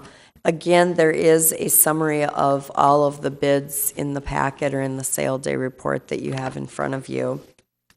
With that, the principal amount, when we did the revised pre-sale report sent out about a week or 10 days ago, was $2.9 million or $2.985 million. Because of the way the bids came in today, we were able to reduce that principal amount, so it was $2.97 million, or about $15,000 less than what we had originally anticipated. In addition, the discount or the fee that the underwriter can take was about $15,000 less than what we had allowed them for a maximum. So basically, they left money on the table for what they could have taken for fees. The cost of issuance was also less than anticipated. And so what all this means is that the savings that we had anticipated was about $284,000.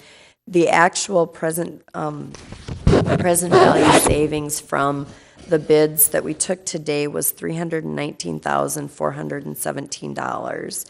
What that means as a percent is that it was 9.73% savings, or if you look at only the refunded principal, it was about 11% savings of the refunded principal. The minimum savings allowed or required under Minnesota law for an advanced refunding is 3%. So you can see that we are significantly above that minimum requirement of 3%. With all of that said, again, we are looking at a closing date, so this would be finalized on September 6th if you chose to move forward. We are recommending that you do accept the bid from Raymond James at 2.25%. And with that, I'm happy to answer any questions you may have. Thank you. We always appreciate your work saving us money. Well, it sounds like, yeah, even though it was a long explanation, that going this other direction was probably a better savings for us as well. It worked out, and some of that, it wasn't all just because of the different way of approaching it. Some of it was due to the market, but by moving forward and doing this, we did see significantly more savings than anticipated. That's always good to hear. We like to hear that. Savings are good, right? Okay. And I will move that we approve the attached resolution awarding the sale of taxable general obligation tax increment refunding bonds, Series 2012B, in the original aggregate principal amount of $2,985,000, fixing their form and specifications and directing their execution and delivery, providing for their payment, providing for the escrowing and investment of the proceeds thereof, and providing for the redemption of bonds refunded thereby. Thank you. I will second. Council discussion? All those in favor signify by aye. Aye. Opposed? Motion carries. Thank you, Rebecca. Thank you. City Manager's report.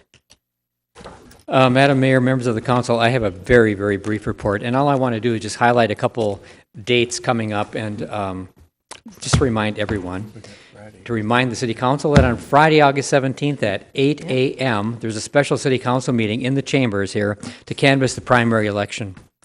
On Monday, August 20th at 5:45 p.m., there's a special City Council, it's HRA City Council Planning Commission work session in the Bartholomew Room regarding housing policy and vision and followed then by the 7 p.m. regular HRA meeting. Remind everyone that the Tuesday, August 28th regular city council meeting is canceled.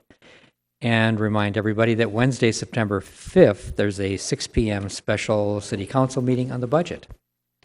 That's it. If I may, Please. when we were discussing setting up that housing meeting and everything, I think John Stark had indicated that he was going to, I mean, we've got an hour and 15 minutes, which seems not relatively, it's really short, given the task we're undertaking. John was going to put together an agenda, so, I mean, try to keep us on track and keep us on point, at least to guide the discussion initially. Is he going to be able to provide that? Yes. Sometime in advance, so we have a chance to take a look at it and make suggestions and recommendations on how it may be improved or edited? Yes. No, he, yes, I know he's put together, they're putting together a slide presentation. We should be able to get that out to people ahead of time and kind of a sense of an agenda of how we want to proceed with it. Because I think when we talked about it, the slide, we talked about it with three different commissions with some relatively strong personalities involved. If we let somebody take the lead, we're going to have a hard time getting back, and that's why I suggested we have some pretty fine details and move in the same direction. Yes. And this is only one of maybe several meetings as well. This is the very, very, very beginning of the process. So. Yeah. Okay. Good idea, though. Okay. Other questions or comments? Claims and payroll? So moved. Second. All those in favor signify by aye. Aye. Opposed? Motion carries. Seeing no further business, I call this meeting adjourned. Thank you, everyone. It will be the first